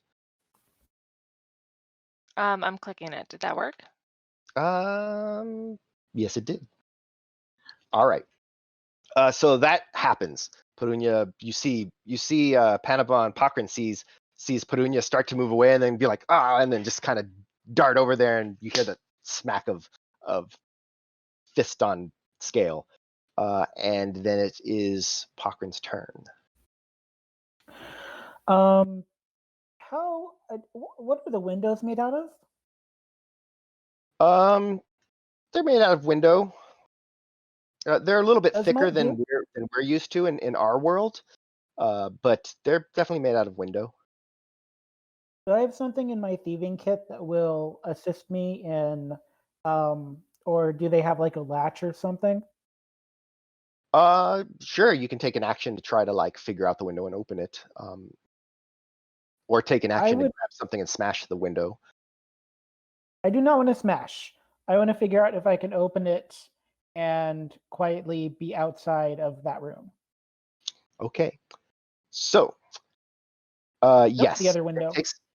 the other window. Sorry. That window. As far away from the guard as possible, because they're the two guards that are. So it takes your action, but yes, you're able to just pop that latch and push the window open, sliding aside the curtain. And you would do. And if you want to continue your movement, you can slip to outside. I'm gonna wait right here. I like having outside access, though, knowing that I can do it. I'm just gonna wait and see what happens next. I'm a horrible adventurer. I'm sorry. Okay. So the guard, whose turn it is now, right there. The guard draws his blade and cries out, "Intruders! Intruders!" And then tries to shove a spear, I guess. No, it's a rapier. Tries to shove the rapier into Perunyia. 6, 9. 9 is not going to beat that armor class. So she doesn't even hit. Like, still a little rocked by getting punched in the face. So where's this guy? Yeah, it's gonna be a second. Perunyia. Yeah, that's me. I don't know if I want to stay here and wait for all the doors to come. So I think I'm gonna leave myself open for an attack of opportunity, and because this guy's aim seems pretty bad. And head to the window with Pakran. All right. Your movement gets you to right behind Pakran, basically. A dash can get you out the window. I push him. Let's go. All right. Pakran. I'm not moving until you give me that dagger. It's a very pretty dagger. I want it. The dagger. Let's go, dude. It's a pretty dagger. I want the dagger. It's yours. I still have the list, by the way. I'm taking it with me. Yes. Okay. So you have. Wait, So do you give him the I dagger now, bet. or do you just say it's yours? And are you moving until she gives it to you? Until she gives it to My me, I pocket. am going up nowhere. I'm handing it to him. I do Okay. not She's like, care "Here's about the the dagger." dagger. Like, So Pakran takes the dagger, dashes out the window. Perunyia follows. This guard kind of runs in, sees you guys running down. And we're just going to go ahead and say that easily you guys get away. And you're hoping that the house is, that it was dark enough that maybe they didn't make you out. As you guys get to the door, you start moving down the street, and it's about another 2 or 3 minutes before the alarm starts going off. There's you hear a bell like just ringing off in the distance. And to kind of push things along, because we've been at this prelude for now a little over 2 hours, Perunyia, of course, is like beelining to the gate, and Pakran kind of has to stop her and just kind of suggest maybe a different exfiltration. And so it takes a little bit of doing, but Perunyia is fairly athletic. The guards, as much as they patrol here, they're just not used to shenaniganry like this. So it doesn't take much for the two of them to kind of get out over the wall and get out.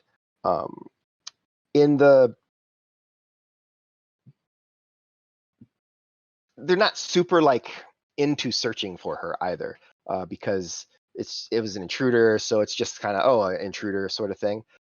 Had they maybe, once they discover the guard, they might be a little more like, oh man, we probably really should have got them because they're, murder people. So with that, the two of you kind of escape into the night. Pakran, does Pakran stay and hang out, or does Pakran kind of make their own way at this point? Pakran wants to go home and wants to know about the dagger that I've successfully taken. Okay. It's pretty. and I want to know more about it. So I want to get it home Okay. and discover my ill-gotten gains. So with that, Perunyia loses sight of the little gnome, but also is trying to kind of make her own way, realizing that this is probably like a level above. Does she go home, or does she go somewhere else tonight? So I'm not going home. That doesn't seem like a good thing to do because if I am getting myself in over my head, there's no way I'm going to involve my family. So I'll spend a night at a friend's house, saying that I've had too much to drink or something like that, and that over the next couple days, I'm going to see if I can find some of those out who those names are on the list to try to know more. Okay. And so with that, Perunyia eventually finds a place to kind of bed down for the night, um, and and take some time to maybe look at the list and understand what that list is about. Um, and yeah, we're going to close there tonight. Um, very interesting. I'll open up the rest of the map for people to get a look at it.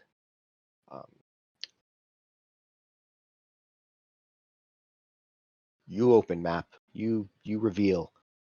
There's a bearskin rug. Okay, there it is. This map, like all the other maps, will be available for our patrons and eventually probably get packaged up for to be made available as well. The actual map itself will be brighter. It was nighttime, so I have this map darker. There's a much brighter version. We'll make sure everybody kind of gets all versions that I make.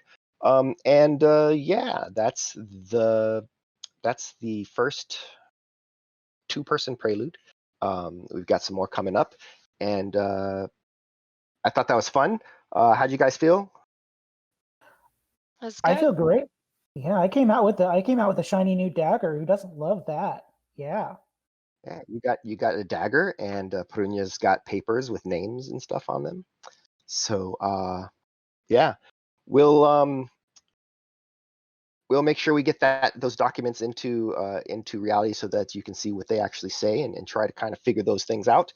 And in the meantime, that's the Prelude. This is one of the longer ones, and that's probably because we've actually got two players actually role playing together, and that's always a good time.